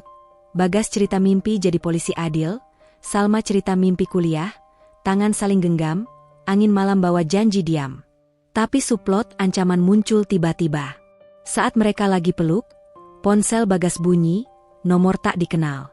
Halo, jawabnya, suara kasar di seberang. Bagas, lo pikir pesta tadi selesai? Ibumu punya musuh, dan lo bakal nyesel bela pembantu itu. Hati-hati, atau rahasia keluarga lo nyebar. Telepon mati, Bagas pucat. Siapa itu? Tanya Salma khawatir. Bagas geleng, musuh ibu dari masa lalu, mungkin saingan bisnis ayah. Mereka ancam gara-gara skandal tadi. Hati mereka tegang, ancaman bikin romansa tambah intens. Bagas peluk Salma erat, aku lindung kamu, apapun yang datang. Malam itu, cinta tumbuh di tengah bahaya. Angin sawah bisik rahasia gelap.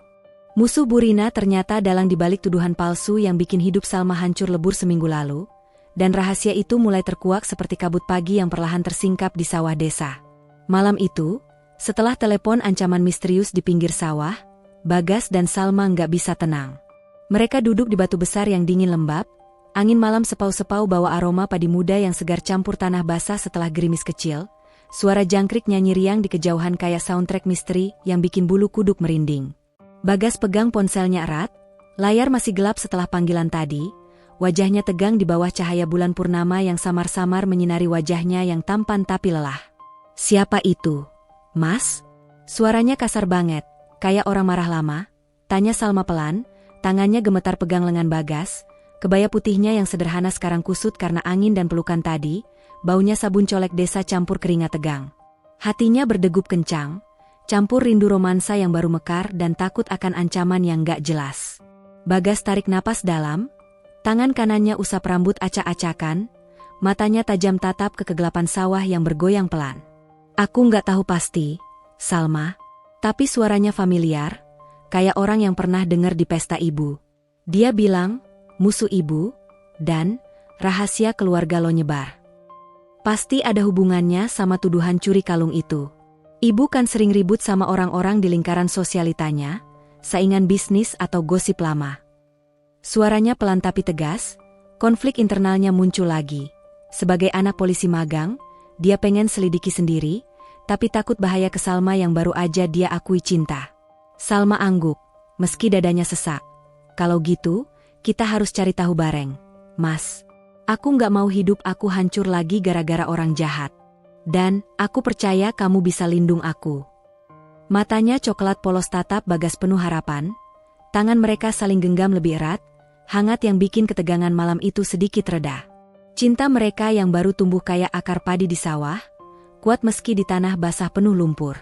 Mereka pulang pelan, Bagas nyetir mobil hitam mewahnya hati-hati lewat jalan tanah berlubang desa, lampu depan sorot gelap malam yang pekat, suara ban bergesek rikil bikin suasana makin tegang. Salma di kursi penumpang, tangan pegang dashboard, pikirannya kacau. Siapa musuh Bu Rina? Apa hubungannya sama kalung hilang? Sampai rumah Salma yang reot, Bagas parkir diam-diam, matiin mesin, angin malam masuk lewat jendela terbuka bawa bau tanah basah. Besok pagi, aku balik ke sini. Kita mulai selidiki dari pesta itu, tanya Bulia, cek tamu lain. Kamu jangan sendirian, ya? Bisik Bagas, cium kening Salma pelan, bibirnya hangat di kulit dingin gadis itu, bikin hati Salma berbunga meski takut.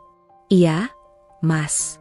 Hati-hati pulang, jawab Salma, suaranya lembut, peluk Bagas sebentar di kegelapan mobil, aroma aftershave mint Bagas campur bau kayu desa bikin momen romansa singkat tapi intens. Bagas pulang ke kota dengan hati berat, mobilnya melaju di jalan raya sepi. Pikirannya, ini bukan cuma tuduhan, ada yang sengaja bikin kacau. Aku harus lindung Salma. Pagi berikutnya, matahari terbit merah jingga di ufuk desa, cahayanya menyinari sawah yang berkilau embun, bikin padi muda bergoyang seperti gelombang hijau. Salma bangun lebih pagi, bantu ibunya masak nasi goreng sederhana dengan telur ceplok, baunya bawang goreng nyebar ke halaman, tapi pikirannya nggak tenang. Bu, hari ini aku mau ke kota sama Bagas.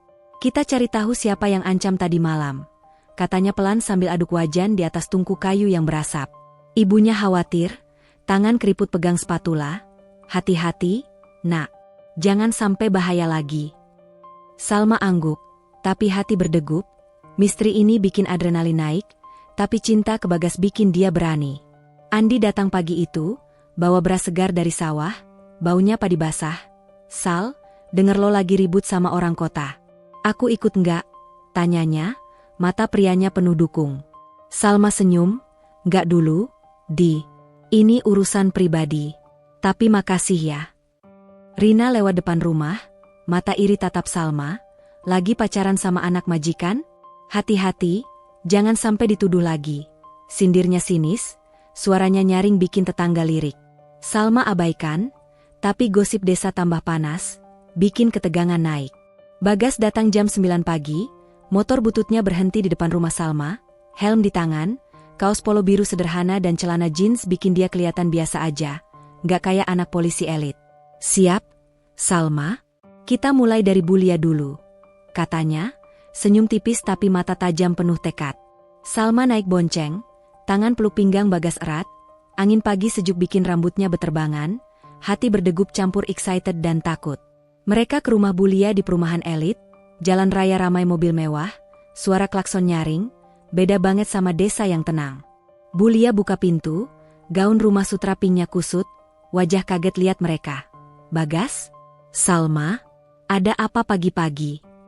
Aroma kopi pagi nyebar dari dapur, campur bau roti panggang. Bagas langsung tanya tegas. Bu, soal kalung Burina, lo beneran gak sengaja ambil, atau ada yang suruh? Bulia geleng cepat, tangan pegang dada, gue janji gak. Gas. Pas pesta, gue deket meja rias, kalung jatuh ke lantai, gue pikir anting, masukin tas tanpa sadar. Tapi, ada yang aneh. Gue denger Butia bisik-bisik sama orang asing pas pesta, kayak rencanain sesuatu. Salma kaget. Butia? Tetangga Burina?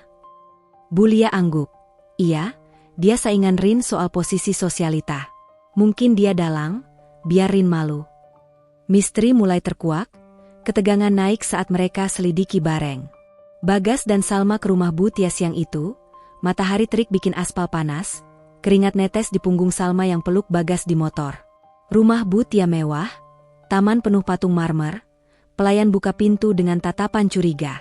Butia lagi rapat, nggak bisa ketemu, katanya dingin.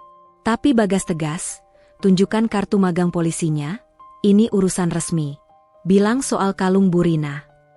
Butia keluar buru-buru, gaun hijau zamrudnya berkilau, wajah sinis, apalagi ini? Lo tuduh gue? Suaranya nyaring, aroma parfumnya kuat bunga sakura. Salma maju berani, Bu, lo bisik-bisik sama siapa pas pesta? Lo saingan Burina, kan? Tuduhan curi itu buat ngerusak nama dia. Butia ketawa sinis, tapi matanya gelisah, gue nggak tahu apa-apa. Pergi sana. Tapi saat mereka pergi, Bagas notis mobil hitam mencurigakan parkir di seberang, plat nomor samar, bikin bulu kuduknya berdiri. Ada yang ngawasin kita, bisiknya ke Salma, tangan pegang pinggang gadis itu pelan, lindung secara insting. Aksi mulai intens sore itu. Mereka ke pasar kota, tanya pedagang perhiasan tentang kalung serupa, suara tawar-menawar ramai, bau ikan segar campur rempah bumbu. Seorang pedagang tua, Pak Joko, Ingat, kalung berlian kayak gitu? Gue denger Bu Tia sering jual beli barang curian lewat Tengkulak. Dia musuh Bu Rina gara-gara rebutan kursi ketua sosialita tahun lalu. Misteri dalang terungkap pelan. Bu Tia, saingan Bu Rina, sengaja ambil kalung pas pesta, bukan Bu Lia, taruh di tas Bu Lia buat bikin tuduhan ke pembantu, biar Bu Rina malu dan posisinya jatuh. Dia suruh anak buahnya, si Budi, sopirnya, awasin, cerita Pak Joko pelan, mata lirik kiri kanan takut. Salma dan Bagas saling pandang, ketegangan naik, kita harus buktiin, kata Bagas, tangan genggam tangan Salma erat di tengah keramaian pasar, jari-jarinya saling terkait hangat, cinta mereka tumbuh di tengah bahaya, lindung satu sama lain bikin ikatan lebih kuat. Malam harinya, bahaya datang nyata. Mereka lagi ngumpul di warung kopi pinggir desa, minum kopi hitam panas yang mengepul pahit, bau asap rokok tetangga nyebar. Bagas rencanain, besok kita konfrontasi Bu Tia, rekam bukti. Tapi tiba-tiba, motor hitam berhenti mendadak di depan, dua preman turun, muka kasar bertato, tangan pegang tongkat besi berkilau di bawah lampu neon warung. Lo Bagas? Lo dan cewek desa ini ganggu urusan Bu Tia. Pergi, atau lo nyesel. Ancam yang satu, suaranya kasar seperti geram, maju dekat sambil angkat tongkat. Salma kaget, mundur di belakang Bagas, tangan pegang lengan cowok itu erat.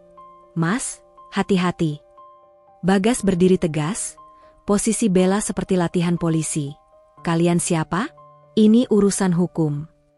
Preman ketawa sinis, ayun tongkat ke meja kayu yang pecah berderai, suara kayu retak nyaring, kopi tumpah panas ke lantai. Pemilik warung lari ketakutan, jangan ribut di sini. Aksi meledak. Preman maju serang Bagas, tongkat ayun ke bahu, tapi Bagas hindar lincah, dorong preman ke dinding warung yang reot, suara benturan keras bergema. Lari, Salma, teriak Bagas, tapi Salma nggak lari, ambil kursi kayu kecil, pukul kaki preman kedua yang dekati dari belakang, suara kayu retak campur jeritan, jangan sentuh dia. Salma berani, adrenalin naik, tangannya gemetar tapi tegas, lindung Bagas seperti jasa masa lalu. Preman kaget, cewek desa berani juga. Mereka mundur pelan, tapi satu lempar batu ke arah Salma. Bagas lompat depan, batu kena lengannya, darah netes pelan ke kaosnya. Aduh, jeritnya pelan. Salma panik, robek kain selendangnya, balut luka Bagas cepat. Mas, kamu baik-baik aja? Ini gara-gara aku. Air matanya netes, tangan usap darah, baunya besi amis bikin mual. Bagas senyum meski kesakitan, aku lindung kamu, seperti kamu lindung aku dulu. Kita tim sekarang. Mereka saling pandang, cinta makin kuat di tengah bahaya, pelukan singkat di warung sepi, napas tersengal campur keringat. Flashback lengkap jasa Salma muncul saat mereka istirahat di pinggir sawah setelah kabur dari preman, duduk di rumput basah yang dingin, bulan tinggi di langit gelap.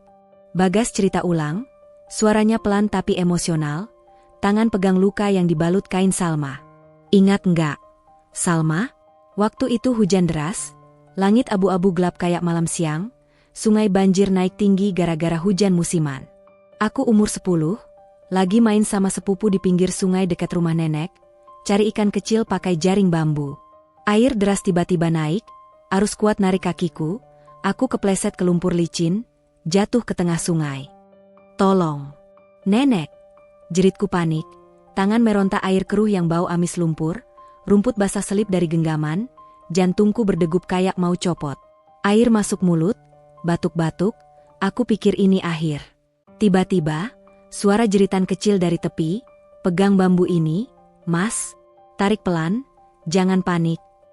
Kamu lari dari balik pohon kelapa, rambut ekor kuda basah kuyup, baju katun murahmu lengket di badan, ambil bambu panjang yang jatuh, lari ke air dangkal sampai betismu basah. Kamu dorong bambu ke arahku, cepet, Mas, aku tarik. Aku pegang erat, tangan kecilmu kuat tarik bambu meski selip di lumpur, kaki selip berkali-kali, tapi kamu nggak nyerah. Akhirnya aku naik ke tepi, batuk-batuk air sungai yang asin amis, nenek lari datang peluk aku. Kamu penyelamat, nak, nama kamu siapa? Kamu senyum polos, napas tersengal, Salma, Nek. Nggak apa-apa, seneng mas selamat. Kamu kasih aku permen lollipop merah dari saku, manisnya meleleh di mulutku yang pahit air sungai. Itu jasa besar, Salma. Nyawa aku kamu selamatkan, dan sekarang giliran aku selamatkan kamu dari musuh ini. Salma dengar, air mata netes pelan, tangan usap luka Bagas, flashback bikin hatinya hangat meski dingin malam. Aku nggak ingat detail, Mas.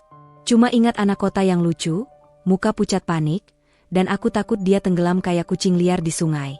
Waktu itu, aku lagi main sama adik, cari kayu apung, hujan deras ciprat muka, angin kencang bikin pohon bergoyang. Jeritanmu bikin aku lari, ambil bambu terdekat, pikir, kalau nggak bantu, nanti mati. Tarik kamu sampai capek, tangan pegel, tapi seneng lihat kamu batuk selamat. Nenekmu kasih roti manis sebagai terima kasih, aku bagi sama adik. Mereka peluk di rumput, cinta makin kuat, Bagas cium pipi Salma lembut. Kamu pahlawanku, Salma. Sekarang, kita hadapi ini bareng. Romansa mekar di tengah misteri, tangan saling lindung, napas sinkron. Ketegangan naik esoknya. Mereka selidiki lebih dalam, ke gudang tua Butia di pinggir kota, tempat penyimpanan barang curian katanya Pak Joko. Malam gelap, angin malam dingin bawa bau sampah dan oli mobil tua, mereka sembunyi di balik pagar besi berkarat, suara anjing menggonggong samar. Lihat, ada mobil hitam kayak kemarin. Bisik Bagas, tangan pegang tangan Salma erat, jantung berdegup kencang. Tiba-tiba, Budi, sopir Butia, keluar dari gudang, bawa kotak perhiasan mencurigakan, muka kasar bertato ular. Cepet, Butia nunggu. Ini barang curian baru, katanya ke preman lain. Salma dan Bagas ngintip, tapi Budi notis bayangan. Siapa di sana? Mereka lari, aksi kejar-kejaran dimulai, preman naik motor, kejar di jalan gelap, suara mesin menderu, lampu belakang sorot terang. Bagas ambil motor pinjam, Salma bonceng erat, pegang kuat, Salma, teriaknya, belok tajam ke gang sempit, ban selip di aspal basah hujan malam, bau karet gosong nyebar. Preman tembak pistol peringatan ke udara, suara tembakan menggelegar. Bang, bikin Salma jerit pelan, peluk Bagas lebih erat. Mas, hati-hati. Mereka lindung satu sama lain, Bagas blokir jalan dengan belok mendadak, preman nabrak tong sampah, suara logam retak nyaring. Mereka lolos, napas tersengal parkir di hutan pinggir, peluk saling lindung. Kamu hebat, Salma. Nggak ninggalin aku, kata Bagas, cium bibir Salma penuh gairah, cinta kuat di tengah bahaya. Mereka lapor ke Pak Hadi malam itu, bukti rekaman ponsel Bagas tunjukin Budi bawa barang curian. Pak Hadi gerakan tim, razia gudang Butia pagi berikutnya, aksi dramatis, polisi gebuk pintu gudang, suara teriakan, polisi, jangan gerak. Butia ditangkap, nangis histeris, ini salah paham. Gue saingan Rin, tapi nggak sampai gini. Ternyata dia dalang. Suruh Budi ambil kalung pas pesta, taruh di tas Bulia, tuduhan ke Salma biar Burina malu, posisinya naik sebagai sosialita. Gue benci Rin rebut posisi ketua, makanya hancurin reputasinya lewat pembantu desa. Akunya, tangan di borgol dingin. Ketegangan puncak saat Budi coba kabur, kejar-kejaran di pasar, Salma dan Bagas ikut bantu, Salma lempar keranjang sayur ke kaki Budi, Bagas tangkap, lo tangkep. Polisi selidiki, bukti lengkap, rekaman, saksi Pak Joko. Flashback lengkap jasa Salma disisipkan saat istirahat setelah razia, di kantor polisi yang bau kertas tua dan kopi basi.